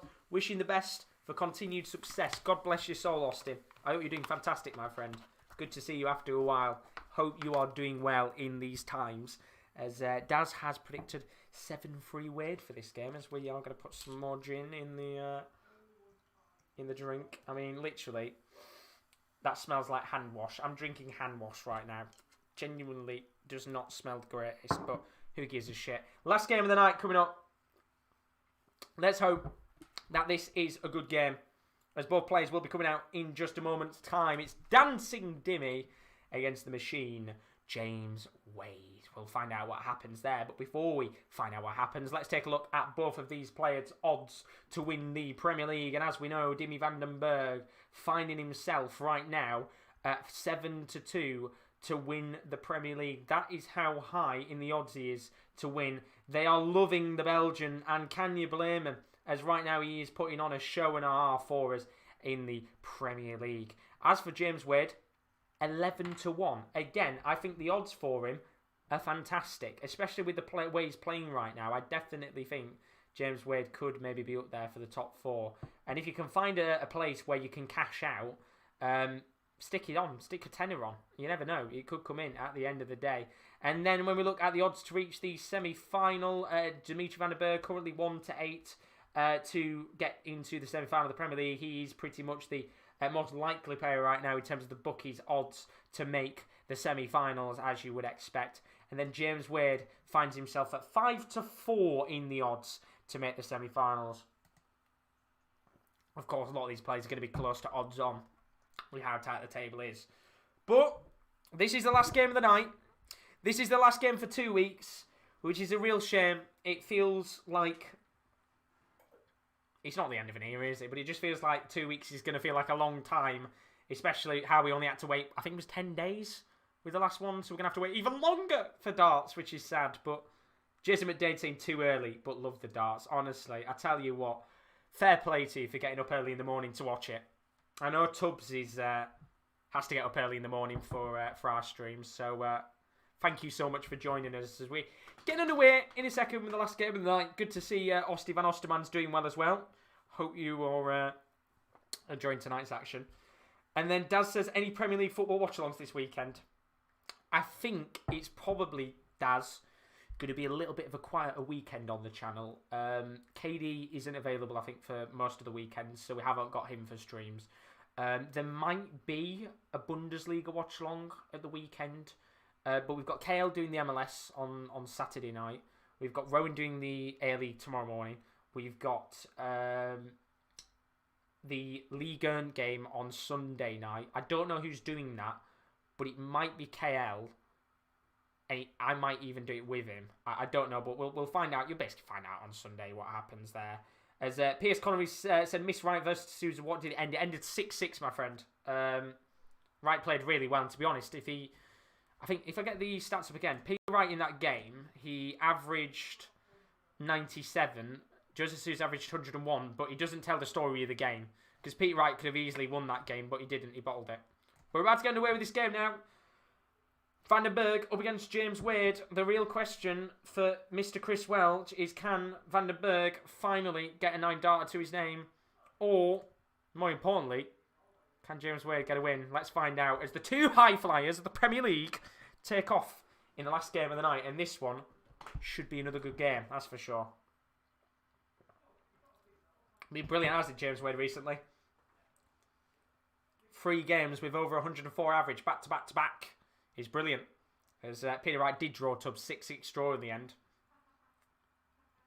Well, I hope that this game both players average 100. I really do. I mean, James Wade, notoriously not known for hitting 180s, but something over the last few nights has changed. And James Wade seems to be averaging quite high and hitting the 180s. So if he can do that tonight against Dimmy van den Berg, then he will put himself in a very good position. But Dimmy van den Berg with an opportunity to break away in this game. Hopefully, Flash scores updated. Apologies about that. Having a bit of shit tonight. But Van den Berg at 222. James Wade back at 402. He's going to get 100 to leave 302. But I think he's enjoying himself now, James Wade. I think that first few nights, it was one of those situations where ultimately, because he was picked last minute to take part in this tournament because of the Gezi Prize COVID situation, it is one of those where I think for those first few nights he was going to struggle, but he's really got into the flow of things now. And he's having a resurgence, which is exactly what he needed. And he's won 4 of his last 5, and you just feel that if he wins this game, then James Wade might find himself in a position of getting himself into the top 4 for a bit of time. But chance here for a 1-3 free checkout for Dimmy van den Berg. He's not going to check it out after accidentally hitting treble 3, but he will be coming back as James Wade is back at 210. Dimmy van den Berg on 56. So 2 darts at top here for Dimmy van den Berg. James Wade all the way back at 110, which a player of his quality, you've got to take these chances or else James Wade will finish. And he's gone 17 here for tops. And it was 57 that Van den Berg was on, not 56. I think the Sky Sports board has gone wrong. And yeah, they've just taken it off the screen for the moment there. And a few problems with the graphics. So at least we know Flash score's right. Because Flash score did say 57, not 56. Carl says, with so many watch-alongs you guys have been doing, you deserve to go a bit low-key for a while and to recharge the batteries. And no, that gin doesn't count as rechargeable energy. Well, I'll tell you something. That gin will be saved because, don't worry, I prepared myself. We've got 2 bottles of gin. So the next time the Premier League is on, we'll have plenty of gin. And I will get a few more cans as well to absolutely get rat-faced. But, look, yeah. we don't stop right now. The season's going, isn't it? We've got a lot of the season left. And I think somebody asked us yesterday as well, what was our plan for the Euros? I think right now we're looking to cover every single Euros game of the tournament. Of course, the watch-alongs aren't going to be probably as commentary-like as you want them to be. But we are planning on covering every single game at the Euros, which is going to be very exciting. And I'm hoping we can cover it because, well, it's the Euros, isn't it? One of the best times of the year is the Euros and the World Cup. So that's kind of the idea in mind, what we've got for the Euros to come. I think it was Daz that asked that yesterday. But yeah, with the way that the season is right now, because we're getting towards the end of it, we'll have a break when the season ends. We'll have a few weeks, no doubt, where we get to put our feet up. And then we'll be back in action with the Euros. And then no doubt we'll have another big break when the Euros finish. And the new season begins to start. But we've got the energy. We're rolling on, as we always do. As Van der Berg here at 112. James Wade gets himself down to 56. Jimmy Van der Berg has to take this out. Tell you something, this gin is terrible. Bloody nothing in it. Still smells like bloody hand wash. It's awful. But chance here at tops for James Wade, which he checks out. And there's the first leg on the board for James Wade. 1-1. And this one could be a tight game in this last match in the Premier League of Darts for this second batch of games. As Chris says, yippee, can't wait for the Euros to see his fellas always. Don't be pessimistic, Chris. Don't be pessimistic. Believe in England, Chris. Nah, look, we'll be covering every game. We'll have our own teams that will be backing along the way. And I mean, every game is going to be enjoyable to watch regardless. There'll be a few probably like rubbish ones in there, but you never know with the Euros, especially with the World Cup last year. Like every game, I think bar one, had goals. It was mental. So I'm hoping we get something similar like that, but we'll have to see. As Dad says, will there be a fantasy league for the Euros?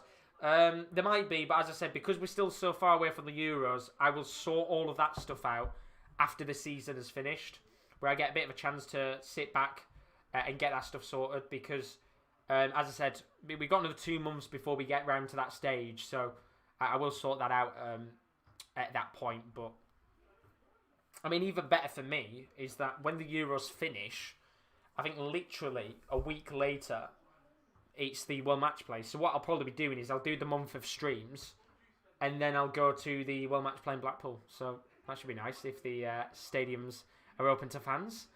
That'll be a very well-deserved break. But James Winio, chance for a 161 checkout. Gets treble 20, needs treble 17. He gets another treble 20, so we'll be going for 1 to leave himself at tops. And he's going to have at least 6 starts, you feel, here, with Dimmy Van der Berg back at 207. What can Dimmy do here to put some pressure on? Might have a chance to get a 180, which he doesn't, but a 140 will do. And James Wade going to be under some pressure to check out on tops, which he doesn't. 2 darts to double 10. Does get it, and it's 2-1 to James Wade. No mistake from the machine, who has had a very good start to this game and is looking very, very good indeed so far in this match, as you would expect. He's going to be hoping tonight he can get another win on the board. Carl's saying they can't wait for the Euros either. Republic of Ireland are going to be a great watch from their comfy sofas this year. I'm really buzzing for it. I'm looking forward for the Euros, especially the fact that because we didn't have it last year, I think we've all been waiting for a bit of international knockout football, and we're nearly there, my friends. We're nearly there. We've got a few more weeks of football action. When's the season finish? Is it the end of May? I think it'll probably be like very quiet on the channel for 2 weeks. We might do like the MLS and stuff in the meantime, and the A-League if that's still going on. But yeah, it'd be like a 2-week break for us, and then we will get just underway with pretty much streams every single day for the Euros, no matter what game we get. Chance here though for a 180 for Van der Berg. Gets a 140, he's down to 272 with James Wade back at 359. And I don't think we've actually had a 180 yet in this game, but James Wade averaging 87, Van der Berg averaging 93.91. It's not been the greatest of starts in the world in terms of both players' averages, but this game could come to life at any given moment. As Chris has put end of May in England.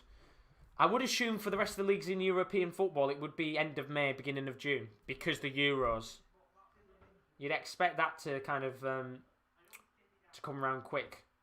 But what I might be doing actually over the next few weeks is I might do a few FIFA streams on Twitch.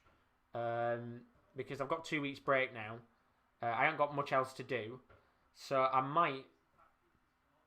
I'd love to see if I could get a setup for the darts. And maybe some days we could do dart streams with a board. But I don't think I've got a good enough setup right now to get the dart board and stream it as such. But I will see. Because maybe then we could do a few dart streams. And play some of you guys and watch me get spanked up by you all. But chance here for a 72 checkout. David van der Berg. Treble 20, double 6 needed. Gets 16. So he's going to go for 20. For double 18, which he gets. And it's 2-2. As Chris says, team of the season grind. You know it. You know it, my son. You know it. Team of the season out tomorrow. Looking forward to it. As you can see, James Wade reaction. Look at that reaction from him. I don't think he was expecting that checkout of 72. As we get the first 180 of the game. It goes to Dancing Dimitri. Can we maybe get a 9-darter chance? As Jacob's back in the stream. How you doing, my friend? Well, yeah, team of the season coming round now on FIFA. Might be a chance to grind out some packs. That's for sure. But Dimmy van der Berg, no 9-darter chance here, so Chris Welch, you'll be crying your eyes out right now. You're hoping here he gets something, at least a chance at a 9-darter. Or else that's going to be a shame for you. You've just got to keep betting it now, haven't you? But chance here for 180 for James Wade instead, which he gets. And there's one for James Wade. Didn't even know it was tomorrow. Yeah, tomorrow it starts. Most consistent. Or the community one now, as they're calling it. And then the EFL. All begins tomorrow. Can't wait. That's I've already grinded out some packs. I'm not opening them tomorrow. I've got some FIFA points though, which I'm going to crack open. But I'm going to save my saved packs for the Premier League. So yeah, should be a good few weeks of team of the season action. Loving it. We love this time of year. So double 16 for 2-all. Sorry, 3-2 to Dimmy van der Berg. And he gets it. Double 8. 3-2 to Dimmy van der Berg in this game, and the Belgian rocks on, and he's open here. He can get a bit of a foothold in this game. As Jacob says, how do I make people mods? It won't work for me. Do you mean on your own channel? I think usually what it does is if you're on desktop, when you have your comments up, for example on the live comments, there's little 3 dots that I can click, and basically one of the options is add moderator. So that's how I made everybody a mod in here. But that's when you're live. I think that's the only time you can make people mods. Because it's a live stream and not a video. But Chris saying, I will keep betting it till Van der Berg no longer in the Premier League. You've got to. You've got to, haven't you? It's always worth a punt. It's always worth a punt. You might as well. But Dimmy van der Berg at 401. James Wade at 302 here. And this is going to be a tight game, I think, till the very end, this one. And I'm not going to lie, I do think, with the way that this game is going, Stephen's prediction might actually be on. Although saying that, James Wade at 263 here. Dimmy van der Berg has got a really good opportunity to capitalise on James Wade's mistake. Needs to do the treble 19. He goes treble 18 instead, and he makes an opportunity of the mistake, and van der Berg leaves the big fish, which he might have to take out here as James Wade is down to 129. So we haven't had a big fish yet in the competition. Would be nice if he was to go and get it. But he's not. So no 170. Jacob says, am I able to make mods during premieres? I don't know on that one, Jacob, purely because most of the content we do on here is live. So we never really do... Oh, it's a 129 finish from James Wade. That is dirty from the machine. That is brilliant. And he never reacts. Not even an ounce of emotion on the face of James Wade, but it's 3-all. And this is a cracker of a game in terms of both players just trying to get in each other's heads. And their averages are slowly beginning to improve in this game. Could be in for a very good end to this match. But I don't know if you can make mods during premieres because, as I said, a lot of the videos that we do are live streams, so we don't do premieres. But Van den Berg here, chance to smack in a maximum, which he does. And there's 180 on the board for Dimi Van den Berg. That's 2 in the game for the Belgian and 1 for the machine. And this will allow Van den Berg a chance to make it 4-3. Chris Sim, I think it was when Clayton hit it, I was like, wait for de Sousa to hit one. He did, then I've betted on Van den Berg ever since. And knowing with your luck, oh, it could be another max here. Here we go. Oh yes, it's another one. Back-to-back maximums for Dimi Van den Berg. And he's got a chance here to get himself in a 4-3 lead. And now, Dimi Van den Berg is beginning to rock and roll in this game. Jacob said it's because one time I did a premiere and a bunch of mates joined and tortured me in the chat. Yeah, if you're going to do a live stream, that might be the opportunity to make people mods. But chance here for an 81 checkout, which what Dimi Van den Berg does get. And it's 4-3 in this game. And over to you, James Wade. As he might be able to get a 180 in response. He doesn't, but a 140 will do. And this game is just improving as it continues on. Dimi Van den Berg averaging 102. James Wade averaging 96. This is a very, very good game. Very nice way to end. Both players being in ridiculously good form over the last week. One of them is going to have to drop points. Both of them could drop points if they draw. But who knows as this game continues on. And the pressure will begin to rise, especially on James Wade, because Dimi Van den Berg is rocking, he's rolling, and it's another 180 into the bottom right-hand corner of the treble 20 bed with his third dart, and that's 5 180s now. And James Wade is going to have to respond with the pressure. And he doesn't make the most. And Van den Berg, with a chance here to get into the driving seat if he can get a few trebles on the board. And of course he is. Gets himself down to 16. James Wade at 180. Probably going to try and leave himself at tops. But is he going to get a chance? I've asked Dimi Van den Berg here with a chance to make it 5-3 in this game. As Wade gets 140. So Dimi Van den Berg needs double 8 here for a 5-3 lead. And it's not often Van den Berg misses. And he doesn't miss, and it's 5-3. And the Belgian now 1 leg away from a guaranteed point. And that is a 10-darter for Dimi Van den Berg. And this is getting better and better, isn't it, this game? Averaging 106 in the match. As Chris says, I'm slightly ahead of you, Josh. Sort my Sky View Q box. I'm no longer watching it on my PS4. I won't spoil anything. That's all good, Chris. That's all good.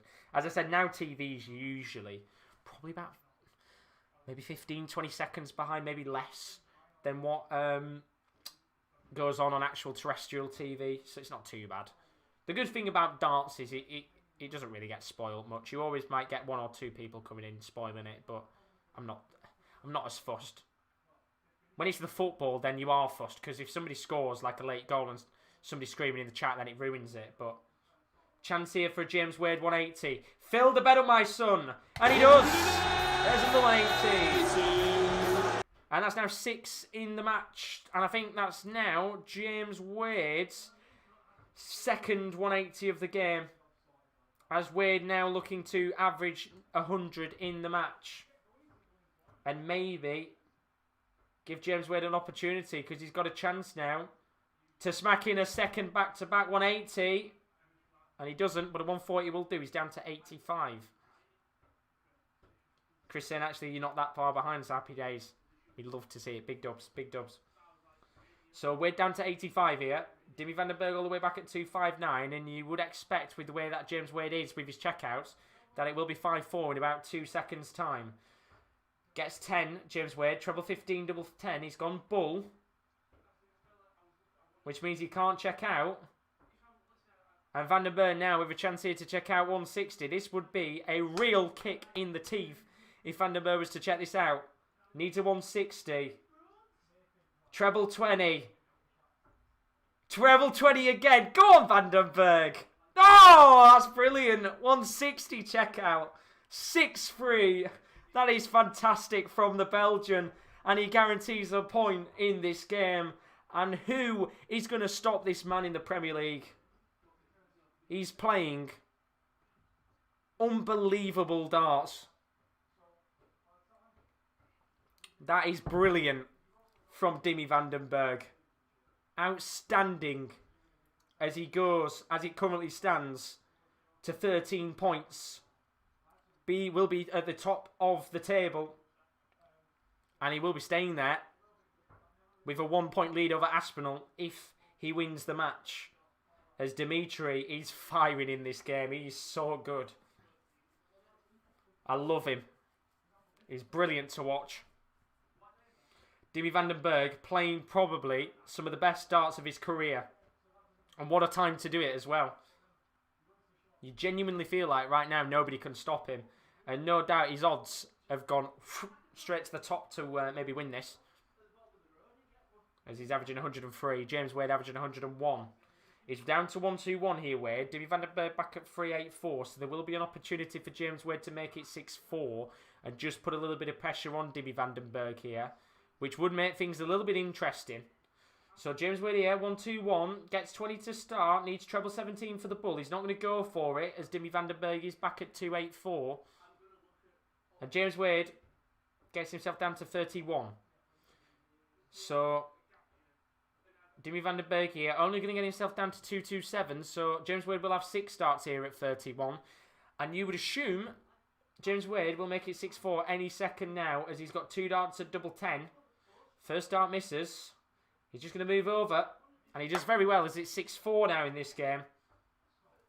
And Dimi van den Berg just needs to make sure here that he doesn't allow James Wade the opportunity to get back into this game. Because if James Wade was to make it 6-5, this would be very interesting. And he starts with 100 here, Dimi van den Berg. What can James Wade do? Needs to get at least a 140. He might have a chance for a 180. And does. And there's another one in the game for James Wade. That's now, I believe, the 7th 180 of the match. And might even be an opportunity here for James Wade just to get himself a foothold. Especially as Dimi van den Berg here only gets 57. And now there's an opportunity for James Wade to capitalise as he gets 4 perfect darts. 5 perfect darts. Go on, Wade. Get a 6-1. Go on, Wade. It's 6 perfect darts. Here we go. Another 9 darts opportunity. 3 on the night. You love to see it. A James Wade who hit a 9-darter in the World Championships against Stephen Bunting has a chance here to check out a 9-darter. And he's not going to be able to. And again, another chance goes wide. But it won't matter. All he needs to do here is break back. And he's left himself a finish at tops. With Dimi van den Berg at 2-4-4. So James Wade surely now going to make it 6-5. And what a game this has been. A brilliant way to end the Premier League's second batch of matches. As James Wade hits tops for 6-5. And we're going to a deciding leg. And Dimi van den Berg, who must have thought he was going to go on and get a win in this game, now finds himself 1 leg away from a draw. What a game this has been. As James Wade looks to smack in a 180 to start this last leg. And he gets 121 to start. Carl saying, is there an age limit with darts? Like, what's the oldest? There's no age limit in darts, I think. I don't think there is any age limit for when you can play. Of course, they have like the senior championships they're looking at doing very soon. They have, I think, a youth tournament as well. So you could be any age and play darts. But James Wade here, down to 299. Dimi van den Berg at 460. You really feel here James Wade has a massive opportunity in this match to maybe just steal a point away from Dimi van den Berg. And what a point it would be. He's in charge of this final leg. 299. Really needs a treble though, James Wade. And gets a treble 19. That's a big last dart. He's down to 202. Dimi van den Berg here at 360. You really don't want him to get any trebles on the board. And he will get treble 19. You've got to pray he doesn't get another one, which he doesn't. And he only gets 80. So James Wade here chance to get himself into checkout territory. And even better, gets a 140 to leave himself on 62. And he might be about to get a point in this game. And Stephen, who must have thought his prediction was going out the window, might be about to get his prediction correct of 266 draws. So treble 10, double 16 here for a brilliant point for James Wade. Goes treble 14 for double 10 and he gets it. What a game. What a way to end the night. And two of the best performing players this week in the Premier League of Darts give us an absolutely fantastic match to end the night with a fine draw. And Dimmy van den Berg, who was 6-3 up in the match, must have thought he was going to go on and win the game. But in the end, James Wade fought back in the match. And what an end to the game it was for James Wade, who claims up a vital point and finds himself undefeated in this section of the Premier League games this week. And what a performance it was from him. Fair play. I will talk, of course, over the results in a little moment's time. But of course, you'll be wondering, how is the Premier League table standing as it currently stands? The Premier League table is looking like... Hoping Sky Sports bring it up. So here we go. Table's looking like this. No, it's not. They're looking at the stats of the game. We will get there in the end. Hopefully, you would expect him to put it on the screen any second. But we know, of course, Rob Cross, Glen Durrant already eliminated from the competition. But as the table looks right now, table topper is Nathan Aspinall, who sits on top with legs difference of 16 on 13 points. Dimmy van den Berg in second on 13 points. Michael van Gerwen third on 11. James Wade fourth on 10. Johnny Clayton fifth on 10 points. Jose de Sousa 6 on 9 points. Peter Wright 7th on 9 points. And then Gary Anderson sits bottom of the 8-man table on 8 points. It's going to be very interesting to see how all of that pans down over the next few weeks. But looking back at that game, what a game it was between Dimmy van den Berg and James Wade, because it was a fantastic performance from James Wade to fight back from 6-3 down to get to 6-6. And this is now the fourth night in a row where James Wade has averaged over 100. He averaged 104, 105, 105 and 102 in his last games. And tonight, he averaged 102.93 against Dimmy van den Berg, with the Belgian averaging 97.96. And once again, van den Berg 75% on his doubles tonight. That's 6 out of 8 checkouts. He just couldn't get a result against James Wade, who got 66.67 on his checkouts. That's 6 out of 9 doubles. And it was a brilliant performance indeed for James Wade, who now finds himself in a very interesting position for the top 4. And fair play to him, because I think a lot of people were expecting him to be in the dogfight for relegation. But what he has done is he's gone out there and he has done so bloody well to get himself into that top 4. And fair play. It was very, very good indeed to go out there and get the match. Stephen says, wouldn't you say it's embarrassing? Out of 3 legs, a good player can't win 1 to win the match. I think, yeah. I think in that position, Dimmy van den Berg will be kicking himself. To have 3 legs in the match, and with the way he was playing as well, he was hitting everything left, right and centre. You would have thought that he would have gone on and won the game, but James Wade, I mean, this man just knows how to finish anything that's 100 plus. He's unbelievable, and fair play to him to get a result in the game and get himself back into the match. The real question on everyone's lips, what are the games coming up in a few weeks' time? Well, of course, it is a long way away before the next batch of games in the Premier League of Darts. It is, in fact, a few weeks away, isn't it, before we're actually live once again, which is a real shame. But in terms of the games coming up, there are, I think, games in May time is when we're back. 5th of May, basically. On Wednesday, the 5th of May, we'll be returning with the Premier League of Darts. We'll have 3 nights of action. That'll be Wednesday the 5th, Thursday the 6th, and Friday the 7th of May for 3 non-stop nights of Premier League darting action. Of course, we already know Rob Cross and Glen Durrant are out of the competition, so we are down to the final 8 players battling it out for the top 4 spots. So that is to come in just under 2 weeks' time. So if you are new to the stream, then don't forget to please leave a like and a subscription on the channel. I can see there's still 50 of you in here. Let's get up to 2,100 subscribers, and let's see if we can get up to 30 plus likes by the end of the night. But for those of you wondering what's still to come on the channel over the next few days, don't forget Judgement Night is now done and dusted. And what a fantastic night it was with some brilliant games. But you can join Rowan tomorrow morning from 10 a.m. for live A-League action. Melbourne Victory taking on Western Sydney Wanderers. That's from 10 a.m. tomorrow. Should be a very good game indeed for the Western Sydney Wanderers. San Jose Earthquakes take on FC Dallas. That is on the 24th of April from 7:55. You can join Kyle on Saturday night for that. Olympic Lyon take on Lille in a Ligue 1 title decider. That's live on Sunday night from 7:55. Not confirmed who's going to be covering that yet, but we will know very soon. And then Tuesday sees the return of the Champions League. It's the semi-final stage. Real Madrid taking on Chelsea on Tuesday night from 7:55. And then on Wednesday it is PSG taking on Manchester City. What a game that's going to be in the Champions League. We'll have Europa League action on Thursday night as well. If you want to check out our social media links, as always, don't forget to check out our Twitter. Our Twitter is @_top corner, as Kyle has very nicely done in the chat, as he always does, the absolute legend. The link to our Twitter is in the description if you want to give it a follow. We are doing potentially the Super 6 next time, so if you want to get involved and win yourself some cash, then do go and follow us on Twitter. Don't forget to check out our Instagram as well. It's the _sportscorner_. We do post up on there when we go live on our YouTube. And we also have our website, which is thesports-corner.com. Highly do recommend going and checking that out.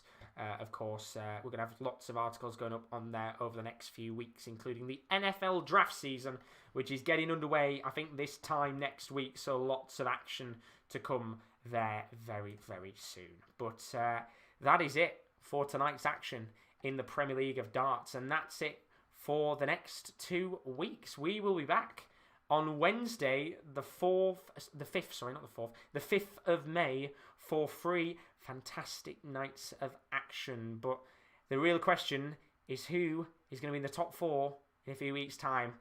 As I said, thank you to all of you that have been joining over the last few weeks. It's been incredible, the amount of support we've had. Don't forget to leave a like and subscription. But as for now, I will see you, God knows when. I don't know when my next live stream is going to be, to be honest. But I will see you very soon on the channel once again. And for those of you that have stayed and still in the stream, have a fantastic morning, afternoon, or even wherever you are. And we'll see you again soon. Good night.